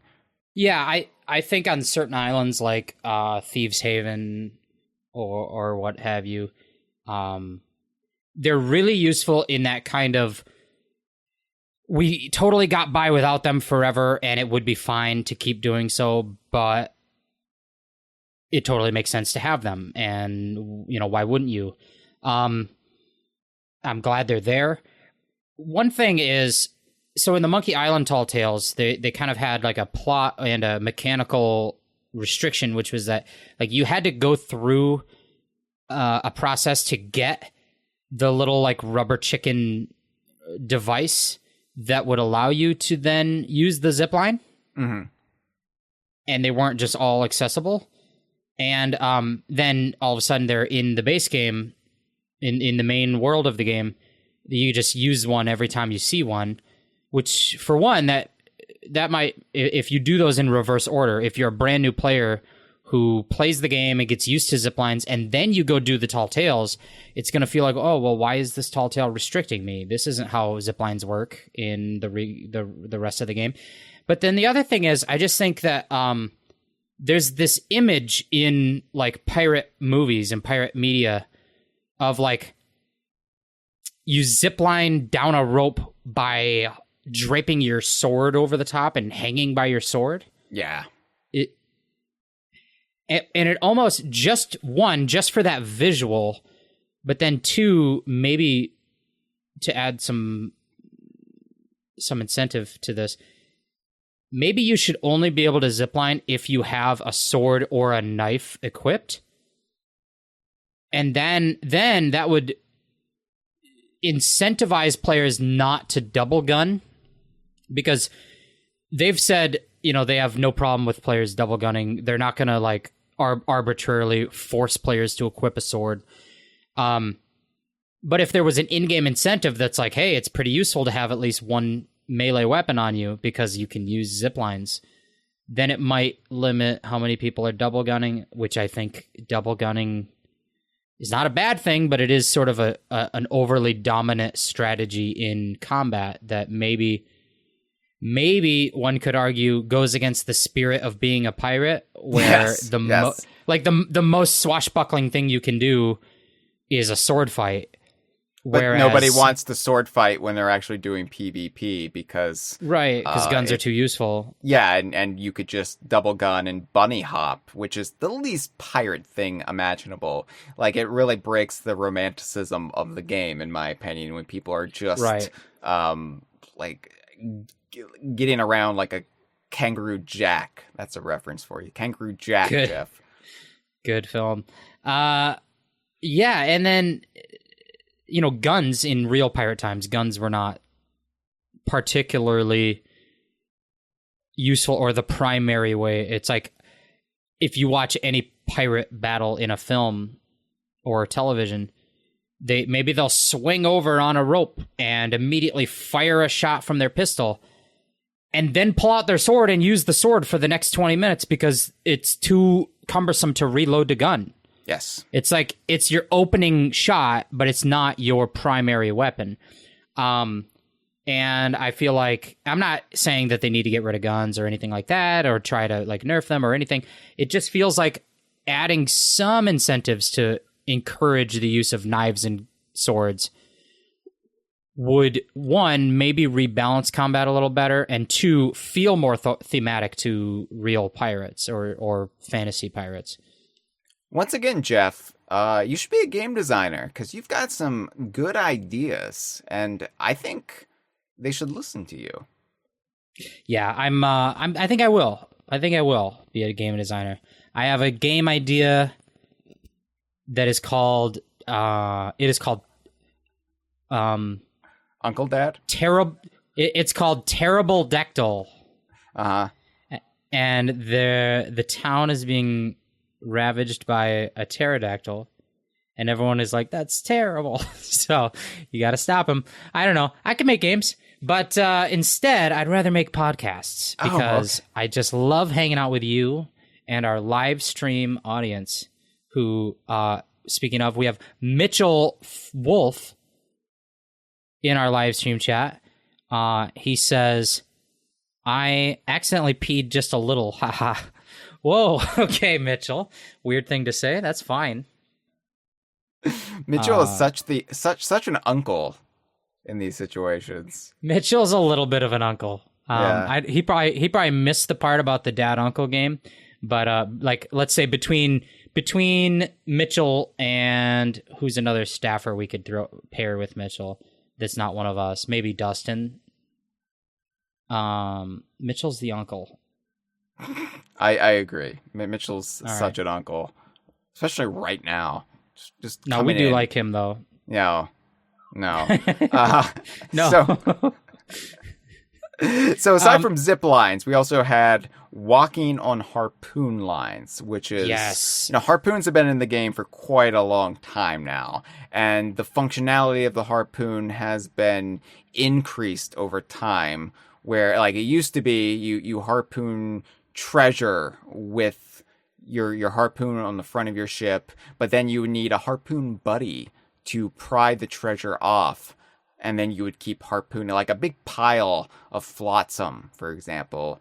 It would require two people to efficiently do it. And then they tweaked the harpoon, so now the treasure just dislodges as soon as it gets above your ship hull. And, people had problems with that. Oh, that makes it too unrealistic. That makes it too easy. But it just made the quality of life, in my opinion, so much better because then you didn't have to worry about it. And now the harpoons are even more functional because, in the past you could fire your harpoon line over to the shore to, pull your ship in or just give you a little extra stability when docking on an island or an outpost or a seapost. And now you can keep that harpoon line in there and just balance your pirate down the harpoon line to get to shore or to get to a slightly elevated location to get back to your ship using the harpoon line. And this is probably the feature of the season I've used the most because it is the most accessibly ready feature of the season in that every ship has two harpoons. So you're going to be using this all you want. Yeah, walking them. So it's like walking like a tightrope. It kind of reminds me of Showdown Town in Banjo-Kazooie Nuts and Bolts. This is the Donkey Kong Universe podcast. Welcome. It is. My name is Jeff. And you can walk down these harpoon lines. Probably the most fun part of them is when you create a harpoon shot attachment to an island at a steep angle. And then when you want to come back to your ship, you just kind of slide down the rope like Sonic the Hedgehog in one of his little games. I feel like that's something that like standing on a rope and sliding down, other than Disney's Tarzan, my brain pictures Sonic the Hedgehog doing that because he's extreme. Donkey Kong in Donkey Kong Country Tropical Freeze, he'll slide down the vines by hanging from them with his hands over his head. In Zipline Shrine, my favorite level in that game. Have I ever told you that's my favorite level? I think you have, but I also believe Yuka will do that, and Yooka-Laylee in the Impossible Lair. It's another game, another good game. Oh, it does happen in that game. I remember because I'm in that game as the voice of a bee. Actually, your voice isn't in the game, Jeff. You got a bee named after you. He doesn't talk, but like his voice is kind of. Never mind. If he did talk, Jeff would voice him. Don't worry. Yeah, they had to cut the lines because of all the stuff I was saying, but yeah, it's fun, right? To slide down the rope back to your ship, or even just to like tightrope a walk across it. Yeah, the tightrope walking took me. I admit it took me the better part of a stream to get a handle on it, but once I did, it's a lot of fun. It's a impressive feat to make walking in a game fun, but god damn it, Rare has pulled it off. Where I'm like, ooh, this is gonna be fun. I'm gonna walk on this.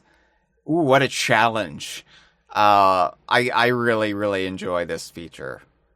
Yeah, Rare has a history of doing that with the mundane. The Skeleton Thrones event was all. Like, wouldn't it be fun to sit in a chair? And it was. It actually was pretty cool, pretty fun. So, yeah, walking the event, very cool. I'm going to ask you, Hyle, between zip lines that are on the islands, the fast travel, and then walking up the harpoon lines that you have on your own ships, which one is the uncle and which one is the dad? I'm going to say zipline is the dad because you're not going to hurt yourself. It's going to keep you protected. Going to get you from point A to point B. Harpoon line's a little bit more dangerous, a little bit more reckless. You could fall off. Yeah. I think the zip lines on the islands are fixed in place. They're just a constant structure. But every once in a while, maybe your uncle comes to visit, and that's your harpoon line that you might use. That's true. So that's all good. But here's, I think, kind of my overarching big thought coming out of season 12. My thought too. Don't worry. We're in agreement. Oh, you agree? I preemptively agree with you. All right. So here's what it is. Here's what the thought is. There was no event or adventure or Bildrad adventure or monthly voyage or whatever they want to brand it as. There was no focus, like a focused challenge that they put out to promote the new features of this season. The season had cool features, new guns, new weapons, new tools, new mobility options and things to do, but they didn't package those into like a, hey, do this event to get a taste of all the new stuff. Like, they didn't do that, and it feels really, to me, it feels lacking to not have that. A lot of previous events have done stuff like this, where I think the quintessential one, like I go back to probably one of the most fun events that Sea of Thieves ever did, was the very second, I was about to say very first, it was the very second Bildrad adventure in Sea of Thieves was gunpowder skeletons. Yeah. After the aforementioned Skeleton Thrones. Yeah, after Skeleton Thrones, which came after the Hungering Deep. We started the Bildrad adventures with Skeleton Thrones. Then we get gunpowder skeletons. And what was that? That was the team coming up with the gameplay mechanic of skeletons could spawn carrying a gunpowder barrel and then try to detonate it and blow you up like a creeper on Minecraft. Like a kaboom on Donkey Kong Country 2. Oh, I should have said that one. We're a Donkey Kong podcast. This is the Donkey Kong podcast. That's what that event was. They had that gameplay edition coming into the game. We are adding gameplay to the game, but how do we promote that change? How do we promote that feature? We'll make an event where two things have happened. One, for a limited time, we're going to make that situation way more common. The spawn rate of gunpowder skeletons is extremely high for a limited time. That's the first thing. The second thing is we're going to present to you challenges related to interacting with that feature that are time limited and have a reward attached to them. And then when that's done, that will go away. The spawn rate will go back to a normal, reasonable amount. The challenges will no longer be, around as much. But that feature sticks around as just a new background permanent fixture of the game. Yeah. And to me, that is like the blueprint for how Sea of Thieves should do everything. Every new feature, at least most things that, like, if it makes sense to do it. One, why is the Horn of Fair Winds so rare that I encountered it once in Season 12? And the same goes for stuff like the Bone Caller stuff, which I only rarely got my hands on, scatter shots, etc. And then two, why are they not specifically coming out and putting out like a list of challenges that are like, all right, it's Season 12, and for the War Chest event, try to engage with all the new weapons, like earn the War Mask or the Worm Sword or whatever. Yeah, the worms, because it is Worm Week. It's Worm Week. Why did they not do Worm Week when these new features? They're good features. They've done the feature part of it. They've come up with the gameplay of the thing. But then they didn't do the accompanying like framing and highlighting that spotlights those things and puts it gives us a sort of breather, not a breather, what's the word? A taster, a sampling, I mean, if this is how rare they want the Horn of Fair Winds to be, that's fine. But at least for a time, they should have put in a voyage that you can access on the new Season 11 voyage table that will send you right to get a Horn of Fair Winds. Like, I agree. This is meant to be rare usually, but for a limited time, you have a shortcut to just go get one and try it out. It used to be something that Sea of Thieves was really good at. A twofold process, Jeff. There would be usually a big event to really break in the new stuff in the game. And not only familiarize you and your crew with it, but make it accessible so you all get a taste of it. Anybody playing during that time frame can experience it for themselves, and then it becomes part of the language of the game. And then it kind of will recede into the background as the weeks and months go on, but you're familiar with it. It's not like, oh my god, I've never seen one of these. What does this do? And two, there used to be, I don't know, a reason for everything being added to the game, like shrouded spoils, for example. Be like, oh, all this stuff, like these ships were trying to get into the Sea of Thieves. They didn't make it through the shroud, and now stuff is bubbling up. Just a little bit extra. I mean, it's the quintessential rare method, right? A little bit of context for why stuff is getting added to the game, why the game world is evolving in this way. It wouldn't just be, oh, now stuff is just in the game. It's part of the game. Just part of the game. I really feel like Sea of Thieves has been struggling with this for a while now. And I could overlook it, because it wasn't the norm. It's like, okay, well, not everything has to come in with this narrative reason, and you can just hand wave it away. Oh, I guess the Pirate Lord is instituting this, or the Reapers are putting these things up, or it's whatever, it's fine. But it's kind like the lack of narrative heft is now becoming the norm, and I'm starting to get a little bit annoyed by it, if I'm honest. I still love Sea of Thieves, don't get me wrong, Still one of my all-time favorite games. Number 2, like the bowel movement. But I am starting to feel like there's a lack of care when introducing stuff. Even stuff that I really think adds to the game, like walking on the harpoon line. Put in a little something for that. And they've added all these commendations. They always add commendations. And, that's fine, but that feels like busy work. That feels like, oh yeah, you do something 1,000 times and you get a little tick, you get a little check mark, number go up, smiley face. But there's nothing more to it than that. And it really is just, it makes it feel like the incentive is just this numerical thing rather than this story role-playing aspect that used to be such a strong part of Sea of Thieves' appeal to me. Yeah, I'll go back to my example of the gunpowder skeletons.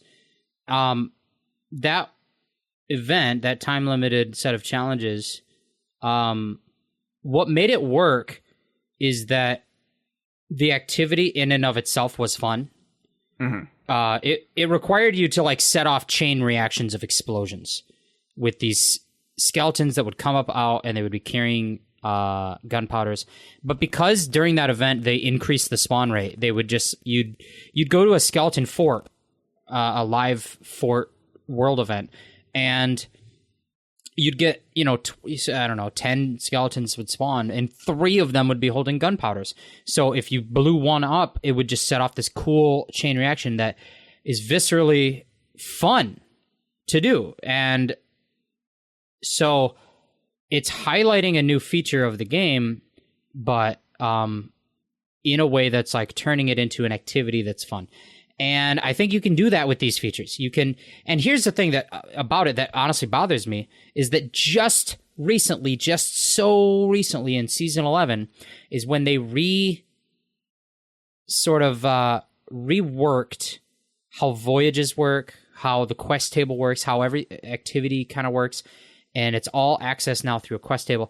And there's this front end of the quest table, this front page that they've just sort of claimed that this is going to be the place where you can look to see what's going on in the game that's new and time limited. And that's where you can get access to a voyage that is limited time that you can only do this week. And that's going to be your bulletin board. Mm-hmm. And they've not used it in that way, in my opinion. It just hasn't been a thing for the most part. And that is where you could have been like, okay, hey, it's season 12. We've got some new features like the Bone Collars and the Horn of Winds. They're a little bit uncommon to find emergently. However, for a limited time, if you want to mess with the Horn of Winds, you have the voyage on your voyage table in this highlighted event section where you can just get a voyage that takes you to a Horn of Winds. And then, boom, you're off to the races. You can go play with it. It could be something as simple, too, as Lorena. Lorena used to be sort of this purveyor of gossip and hey, have you heard about these mystical things that have been starting to surface in the Sunken Kingdom? They're called the Horn of Fair Winds. And this little explanatory dialogue, even, at bare minimum, but it would still go a long way towards acclimating yourself. And then, she would, before the new table system, she would, give you a voyage or whatever, to go find it. Or, hey, the pirate lord really needs pirates to investigate this because what could this be? And now we just don't get any of that. And it's just Lorena, why are you even there, standing there? Yeah, I have an idea that I wanted to pitch. It's too late now, but just this is the idea that they could have done. So they've got these 2 new weapons, and they've got a large population of brand new players. And for them, on the PlayStation 5, all of the weapons are brand new weapons. Yeah. But my idea is a new type of enemy spawn that a ghost will pop up. Maybe you're running around on an island, or maybe you're even just sailing around on your ship, and in a weird little precarious spot nearby, a type of ghost, or maybe a wisp, or maybe a banshee, or some form of the supernatural will appear that is like holding up a target and in some way a sign that is like, na na na na na na, I bet you can't hit me with a throwing knife or whatever. They'll do a little shimmy, and they like do the little antlers on their head, like they stick their tongue out. Yes, exactly, all of the above, and maybe they're a poltergeist or something. But the idea is you get this certain type of mob spawn or enemy spawn that can happen that is only vulnerable to a certain weapon. And if you see them, you can see a ghost weapon. Like, okay, I'm on an island.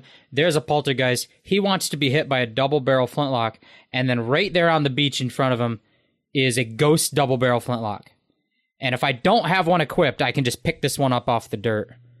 And now I'm suddenly thrust into a situation where I am being forced to try out the double barrel flintlock. And can I hit this precarious target up on top of this cliff or sitting on the side of one weird mast on my ship? And, or like suddenly I'm running around and I hear some asshole. And it's like, hey, do you want to try to hit a target with a throwing knife right now? And I'm like, okay, I'll try it. And that could be a addition to the game that complements the new weapons, that is a permanent fixture to add, that will always be around, that will basically force new players into new situations whenever they run into one. They're like, oh, okay, I haven't tried a throwing knife, and this thing says I can pick this up and I'll practice with the throwing knife or whatever.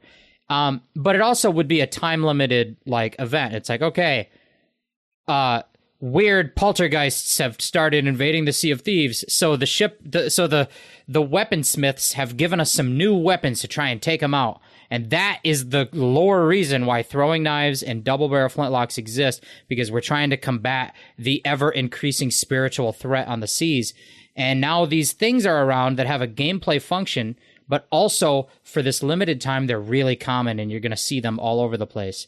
And you're just going to like be asked regularly to switch between these weapons and like try to hit a target. And that would have been so fun. Flameheart's return, maybe all the digging, excavation that his forces are doing have like upended the spiritual membrane separating the Sea of Thieves from the Sea of the Damned or something. You have some bullshit reason. And yeah, the weaponsmiths have crafted new weapons to deal with these new nuisances that are popping up. And that's all you need. That's Jeff, you're a game designer, Jeff. That's your calling. Look at you.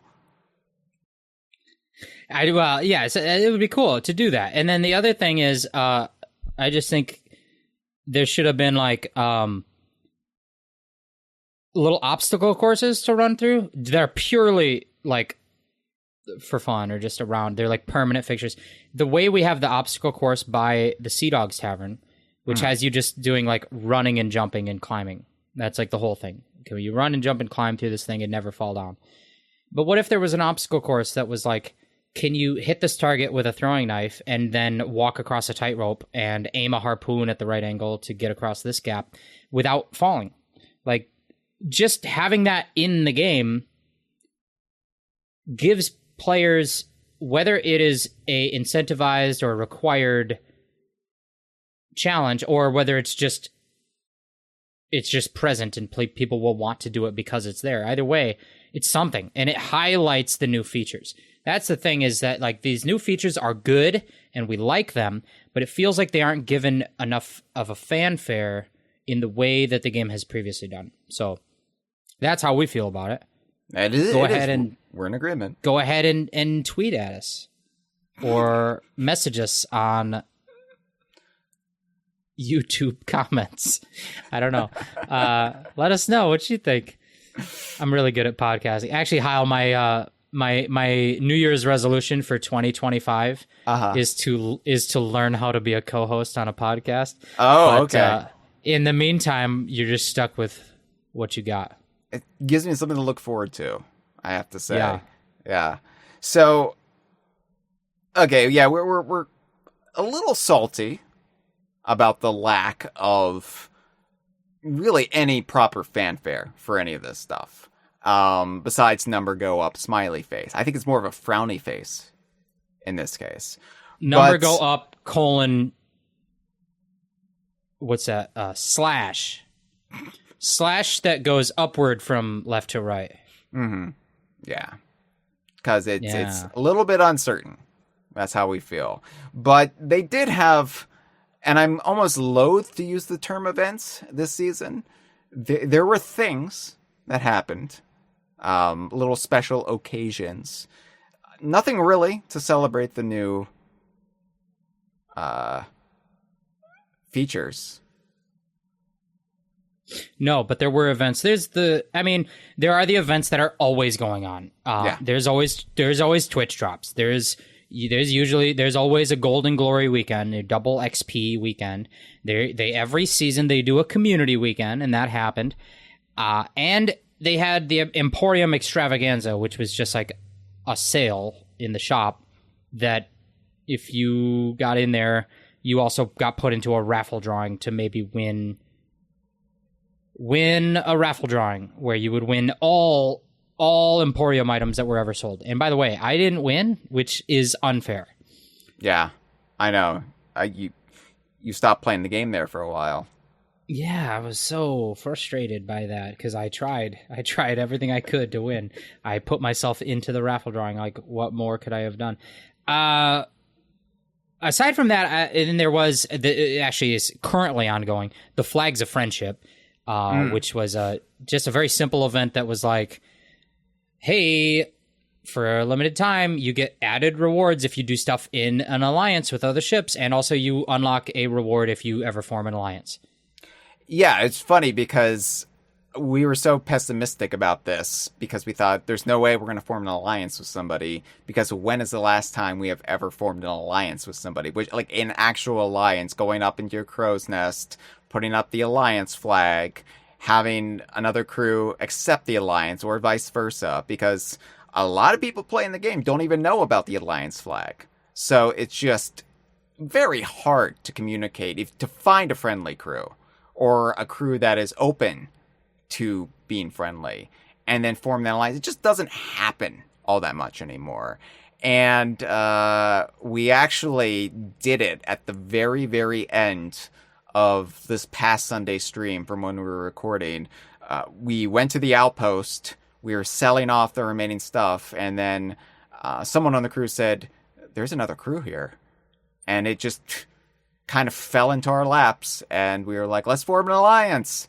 And they formed an alliance with us. And then they quickly spammed all the commendations they could do or they needed to do, having a friendly crew nearby, which you can tell they've never had this opportunity, like trying to cannon onto our ship. So yeah, it was nice, but again, not a really sexy event. There's no reason for the event. It was a sloop named the Black Pearl that was being piloted by Captain Jack Sparrow and his first mate, Gibbs. Yeah, normally I would complain about the lack of originality, but the only crews we had encountered before that were like Finger Your Sister. That was the name of a ship. Was that one of them? I don't remember that. Maybe that was the week before, but it was like Finger or Fist Your Sister. That was a ship name. Oh, see, that's better, Fist Your Sister, because it rhymes. I'll give them points. I'm not giving them a lot of points, but I'll give them points. If it was Finger, then no points. I reward you no points. They didn't want to ally with me because I'm an only child. And they could just tell. You usually can tell. I can tell. The sense of a smug entitlement. I get everything. I get all the toys. Mm-hmm. Yeah, they just don't know how to interact, how to live. Yeah. So all that was all fine. I think the only noteworthy event was that they did bring back Gilded Voyages, which has been a thing they've done many times in the past, usually kind of annually. But Gilded Voyages as a concept are, you get this voyage that you can do only once. And on it, you're going to get a lot of treasure in a very short distance of travel. You're going to go to maybe just a few islands and get a lot of treasure at each one. They're going to be high value treasures. And then you're going to earn a lot of money. And that's what a Gilded Voyage is. They've done this for years. It usually is their sort of holiday season reward. But what's notable is that this was the first time we've done Gilded Voyages since they reworked the voyage system in Season 11. It used to be the case that you had a personal inventory of voyages that you collected and stored over time. And so during, say, the holiday season, if you were awarded a Gilded Voyage, it just went into your pockets, into your inventory, and you could save it for a rainy day. And that was what you could do. And they wanted to get away from that because they'd find that over the course of years, players would just hold on to these and they would fill up your pockets. And then that could feasibly lead to like glitches in the game. Like they don't want to have to make it so a voyage you picked up in 2019 still functionally works in the game in terms of what type of enemy spawns it can force to happen, where can its treasures be found, all this stuff. Like the game changes and the game changes and the game changes. And so they can't just keep being backwards compatible to allow every voyage of all time to function. I agree. In Season 11, they did away with that. I agree with you, Jeff. But it was so fun to hoard voyages and then break them out years later to see if they still worked. I think it's good that... So, it's interesting. Making a special voyage, whether it's Gilded Voyage or Mercenary Voyage or whatever, making it something that is fundamentally time-limited has the benefit of forcing like interactions. And they definitely tried to do that with this one because like if every player gets a Gilded Voyage but they don't have to use it right now, they could use it in 6 months or 12 months or 2 years, then it doesn't really it will cause some excitement on the seas because some players will be doing them, but a lot of players will just be hoarding them for like a future Golden Glory weekend or whatever. And under the new system, you don't get to save voyages in your inventory. Every voyage is just on your table, on your quest table. And if they want to give you something special, they just make it limited time. It's like this voyage is only here for a limited time, and you can't access it if you don't do it. Like it will go away. That's what they did this time. But they did an even further step to make them interactive. They made every type of Gilded Voyage send you only to islands in the Ancient Isles region of the seas. So for a limited time, any player that wants to do their Gilded Voyage has to do it now, and every one of those voyages is going to send players to the same part of the sea. Right. That certainly changed the dynamic and the sort of pressure. Yeah, it definitely makes, that area of the Sea of Thieves crowded and has the potential for catastrophe, a lot, especially when crews are trying to get to the same island. And, that's the dynamic they want to create in situations like that. And when you hoard them, then you don't necessarily get that because people are doing it at their leisure. Right.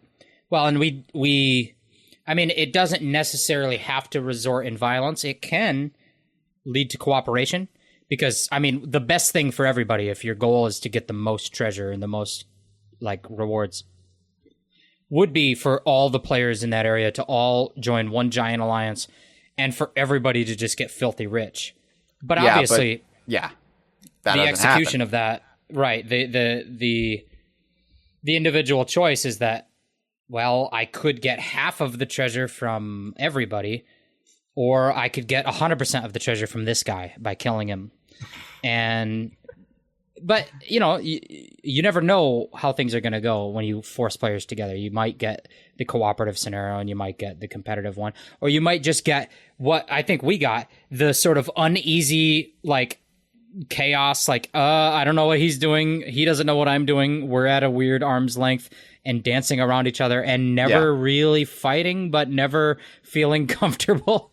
And that paranoia was there the whole time we did ours. It's basically my 3 years of middle school. That's what you just described. Heyo. It's an awkward time. School is hard. So, Jeff, can we talk a little bit about Tasha? Tasha the Tavern Keeper. Yeah, we could talk about Tasha.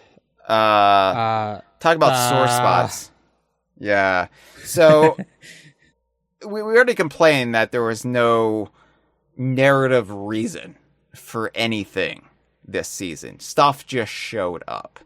Sea of Thieves has traditionally juggled multiple storylines and narratives, and sometimes they would kind of cross paths, sometimes they would weave together, but there would always be 5 or 6 storylines going on at once. And, you would have the potential return of Flameheart and his forces, like lingering things concerning the Gold Hoarder, the Dark Brethren, other little minor stories, little character beats.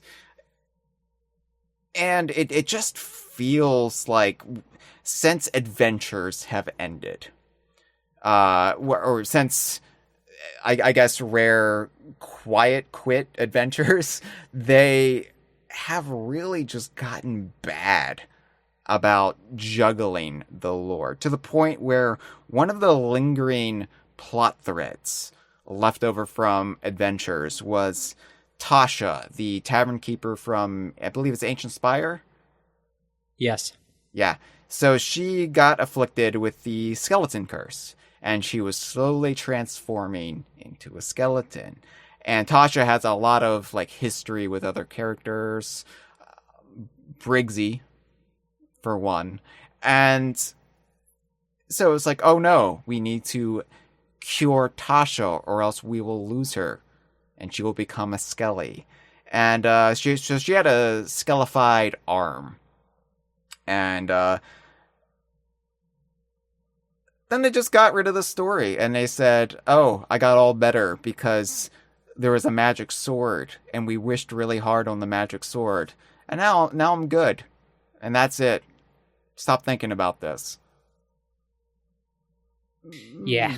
What the fuck? They did do that. Yeah, no. Yeah. That's no good. That's shoddy storytelling, and I expect better of Rare. No, it's bad. But so what they did was they were doing monthly adventures. Every adventure was a monthly event that would carry the story forward, and they, in that time, juggled a couple of different plot threads. The most notable of which being that they built up to the community decision point of whether Captain Flameheart would be resurrected, which of course he was. And that was well over a year ago, close to 2 years, was it? I don't know. But we are now about to see the culmination of that with the launch of Sea of Thieves Season 13. Look forward to our episode, please, of that on the Kongversation podcast, starring us.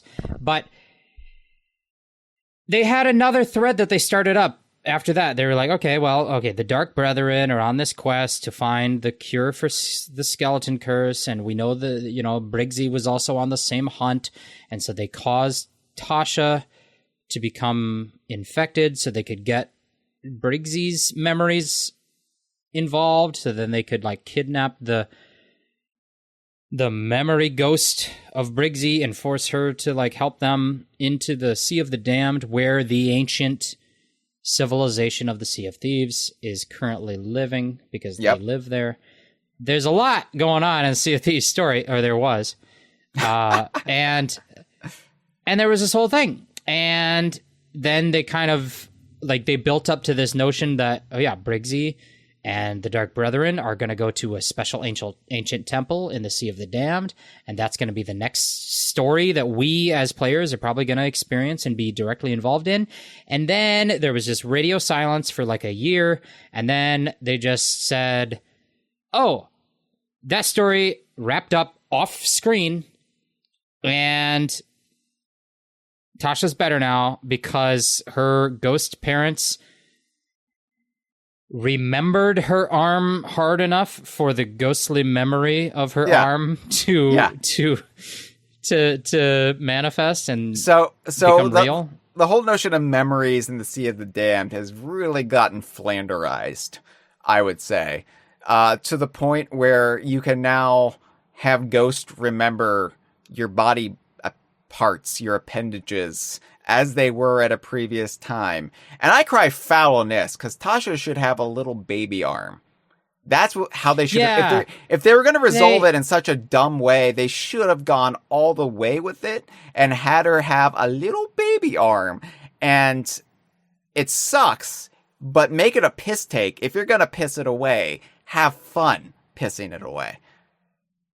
Yeah, how do they remember her arm? They don't know what she looks like as an adult. I don't think so. Well, and also they're using the sword from the last adventure, which was involved with the Monkey Island Tall Tales. This magic sword, and they're saying now you can, if a ghost wishes really, if a real ghost wishes really hard on this sword, they can create memory ghost into physical matter. Yeah, apparently though. I mean, it's all ghost made up. Donkey Kong's not real, so it's tricky. The thing about it is that the solution is dumb, but the part that matters, the part that is the most dumb, is that this just sort of happened off camera, and it was like a story they set up that just stopped, and then they just kind of scribbled in, and it's like a sitcom or a television show that got canceled early. So in the very last episode, they just tried to wrap things up sort of badly, unceremoniously, when they were in the middle of like deep threads. And that's how it feels. And it didn't feel good.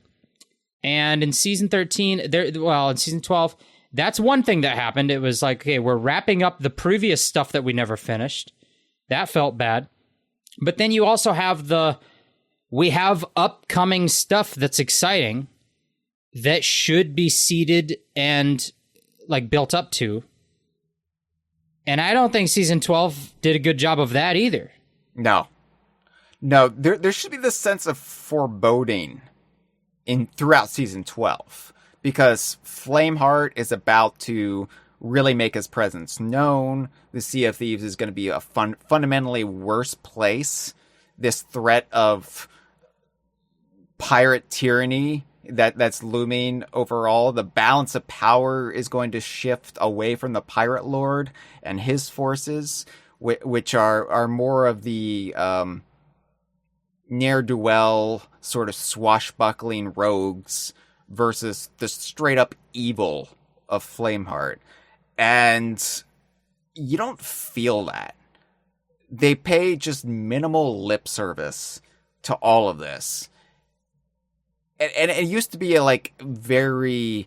I thought everything used to be built up well when you compare it to past times they would see future events, like Duke discovering some horrible secret and kind of losing his senses a little bit. And Duke starts hiding on various islands. He's going on these expeditions, and he's becoming unnerved. And like every time they would update the game, it was like, okay, where's Duke hiding? And you would feel his apprehension. Something bad was on its way. And yeah, I just don't feel it with season 12. No.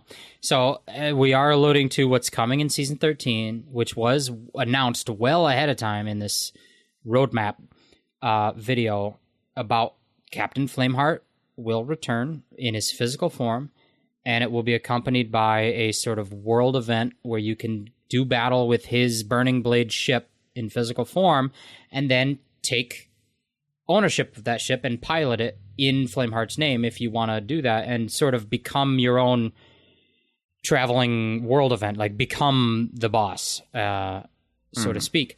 That's an interesting feature set. We're going to get into all of that later when Season 3 launches and we do an episode about it. But Season 12 should be building up to this. There should be story, and they did do story. But it wasn't very ceremonious, and it wasn't very impactful. There was like little teases, little maps, and there was like a tarot card table in one of the Order of Souls tents that would show these little clues, and all of it just alluded to certain islands in the Sea of Thieves that are going to become these ancient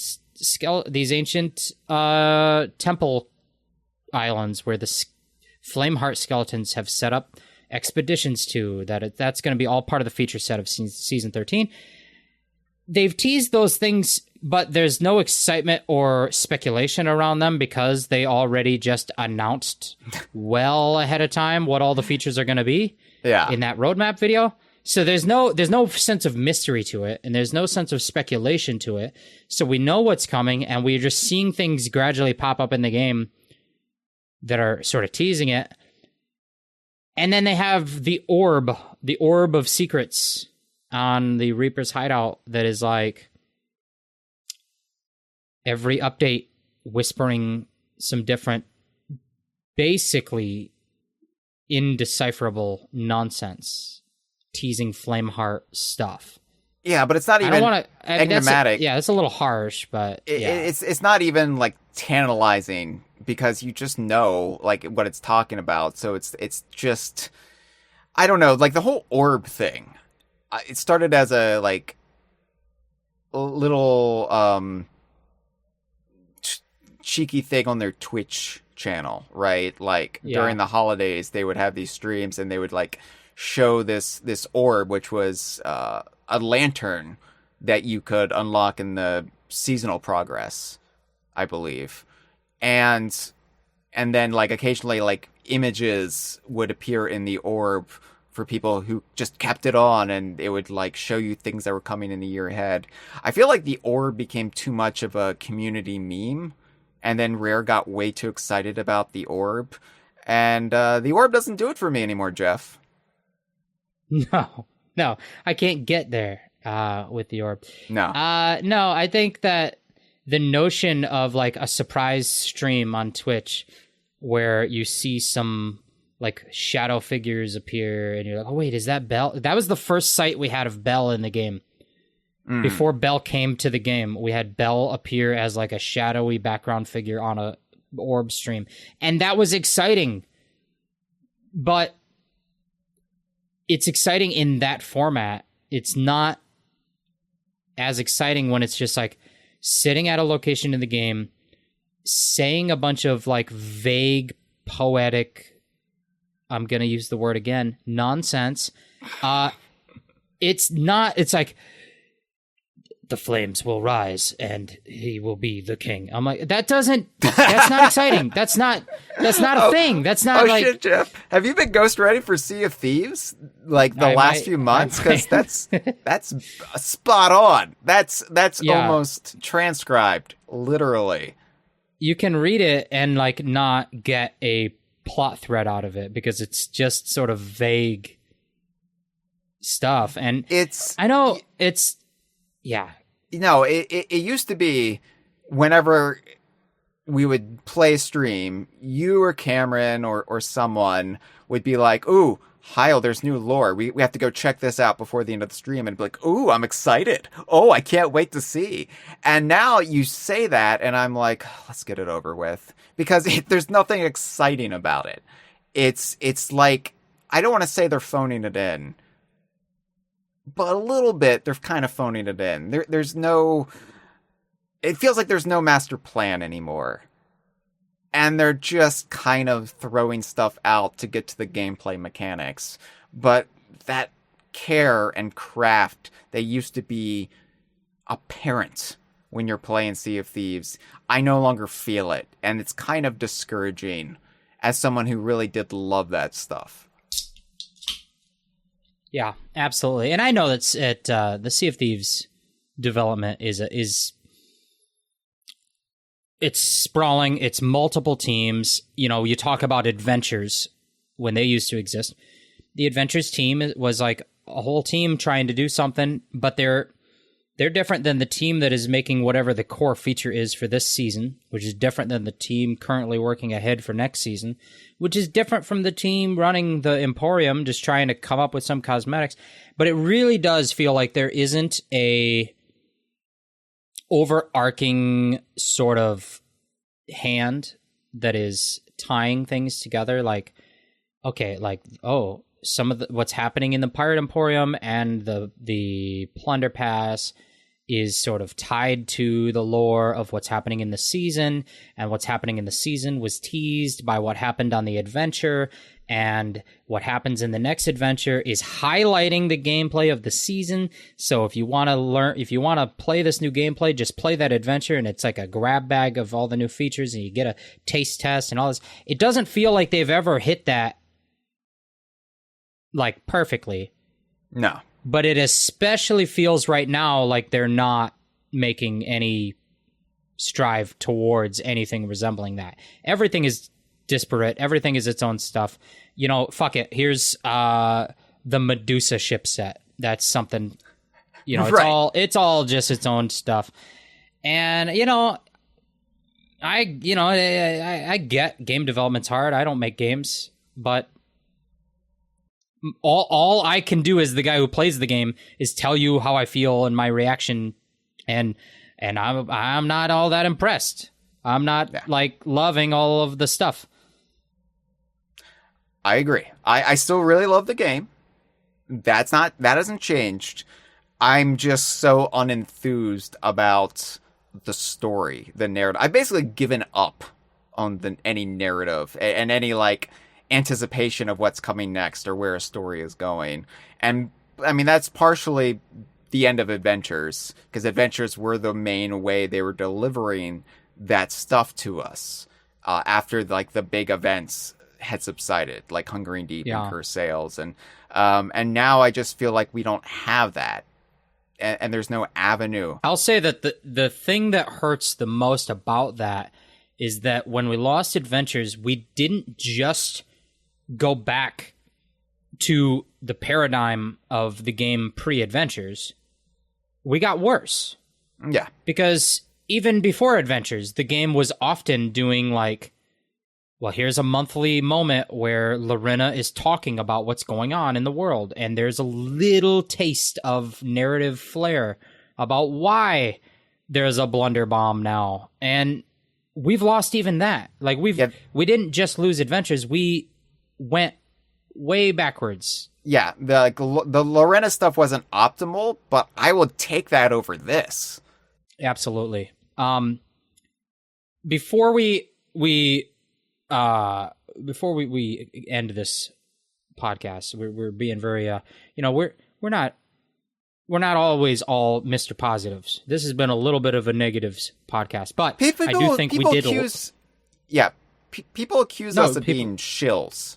Of shilling for Rare, or Platonic, or Donkey Kong Enterprises. You know, they accuse us of like, I don't know, like getting money under the table, because how are we still so positive about Rare? We're so biased. Yeah, they haven't made a new Banjo-Kazooie game since 2008. Why aren't we tearing them new ones? And I'll leave it to the imagination which ones we're tearing. I can't say it in polite company. Terrible Dactyl. The truth is, we really love Sea of Thieves, and they didn't butter us up to love it. It's a game that really, when it hits hard. But when we have negative stuff to say, we will be upfront about it, and we will say, look, sirs, look, missies, look, theys and thems, we do not like what you're doing right now with the game, and we would kindly suggest you rethink your course of action, because no good, smelly. No good, smelly. And that brings us to our final point, which is that there are also cosmetics. There's also cosmetics. There's always new cosmetics. And Hyle, I think we can speed through these because I know that in terms of the arc, the narrative arc of this episode, this kills it. This kills momentum. I understand it, but I do actually want to talk about these things a little. So let's speed them. Speed dating round. They added owls.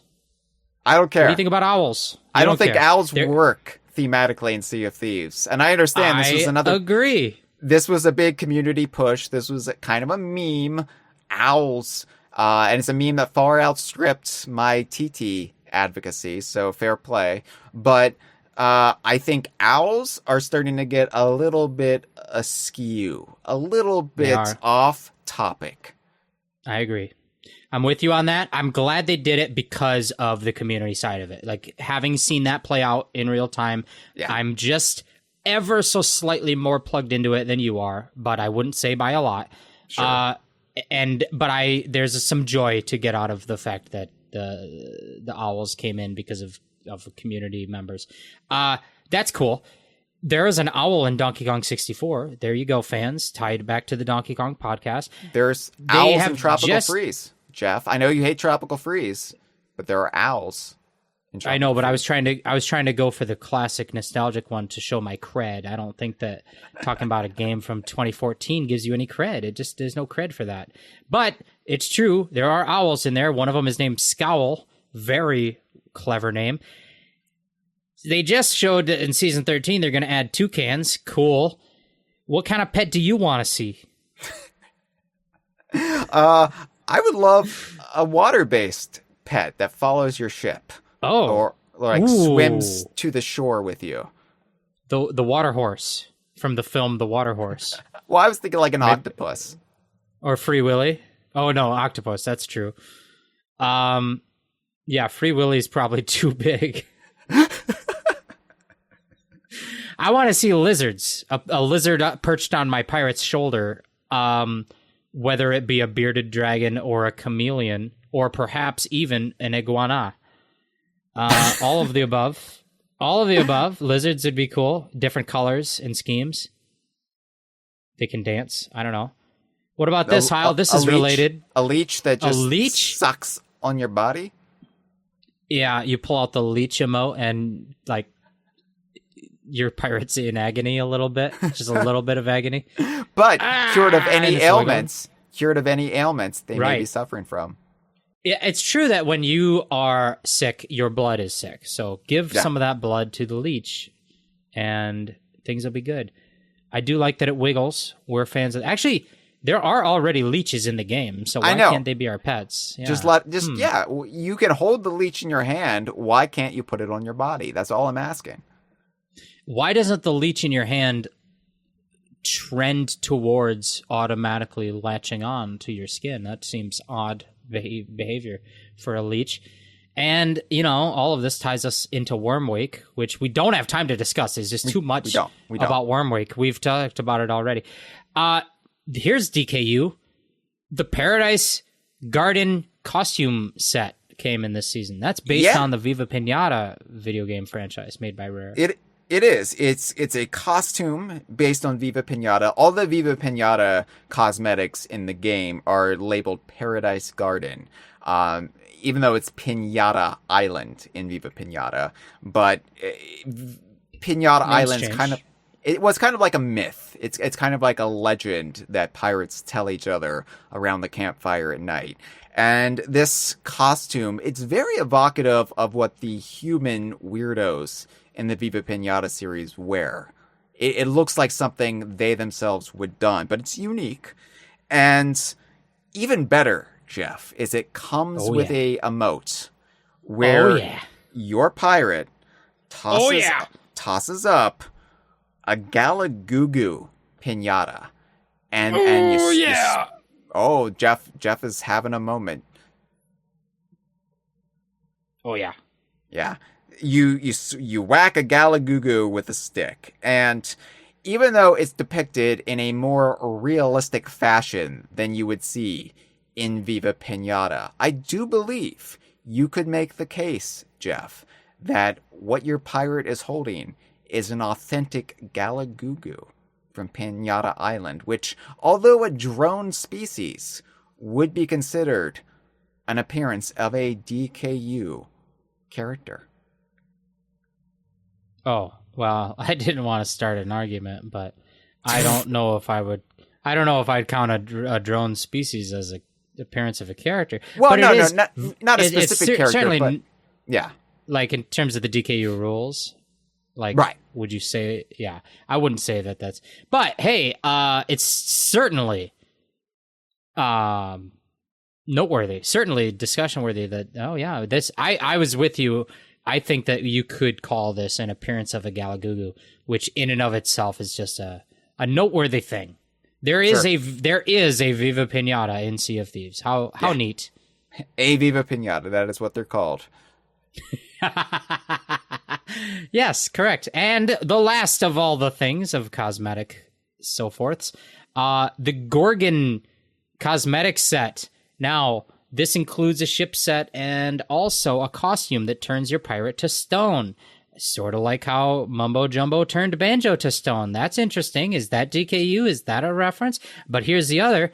Is this, my question to you, is this the second or greater appearance of a ghoulie monster from Grabbed by the Ghoulies and Sea of Thieves? It has to be more than two, right? Well, Let's talk about that. There's skeletons. There's skeletons. There's now they reference the Medusa. Zombies. Okay, and they reference zombies. That's 3. Also, Jeff, you're forgetting about the greatest ghoulie of them all, the worm. Okay, I was gonna say the worm, and I was like, yeah, I don't know, but you're right. There is the worm. It is actually that's the final ghoulie that you encounter. The final ghoulie you encounter in the game. That should be the title of a video game. Why isn't there a video game titled The Final Ghoulie? That'd be good. But skeletons, zombies, zombie pirates, more specifically also. Medusas. Vampires, Vampires. There is vampires. What do you think could be next? Probably not vampire chickens, even though there's already vampires and chickens. I wonder if they'll ever do a warlock or a two-headed thing. I don't know. Maybe. Yeah, a two-headed thing. I can't wait for the two-headed thing to come into Sea of Thieves. It is a bit weird that you call it a costume, but it's actually a curse that can be applied to your pirate. Right. It's weird that curses are like presents or awards you get for like through the Pirate Emporium technically because you're buying the plunder pass and they're like, oh, you've progressed this far. Here's an ability to turn into a rock. Like, well, no thanks. Right. I don't want to be a rock. I think if you framed it as an ability, that would sound like a reward. But when they explicitly call it a curse, it sounds bad. Yeah. Actually. It's an affliction. Good. I mean, if you turn into a stone, then what? Your parents are going to have to just remember really hard how you were before you were a stone. It's the whole thing. We don't like it. But you can play kickball. That's true. You could get into that nightclub in Conker's Bad Fur Day and piss on people. All of the above. It's all good. Yeah. Do we have any calls? We don't have any calls? Of course we don't, Jeff. It's a Sea of Thieves episode. It's a Sea of Thieves episode. It brings us to our final thoughts. Yes. I will tell... Why don't you go first? We'll do our final thoughts about Sea of Thieves Season 12. Here on the Kongversation Season 12.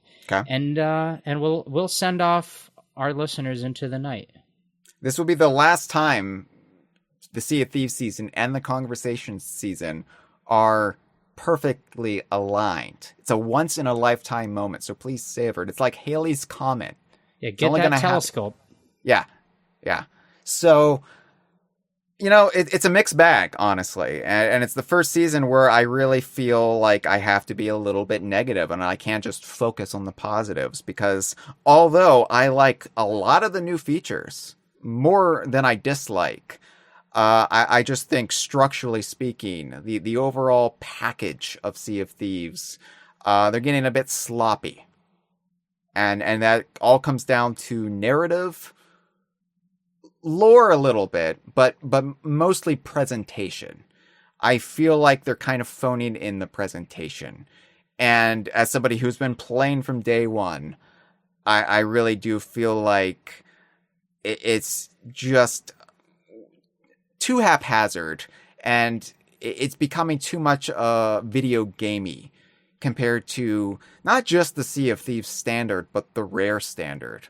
The very Malesian method of how you present a video game, which is make it in a way that is as logical and accessible to the human experience as possible. Yeah, no, I don't disagree. I guess what I would say for my final thoughts is Sea of Thieves Season 12 resembles what I like about Sea of Thieves. It's Sea of Thievesy, but it's there's a little bit less to the presentation, a little less presentable. It feels a little scant, feels a little less reliable. It's a little bit on the weak side. Maybe a little bit more chaotic.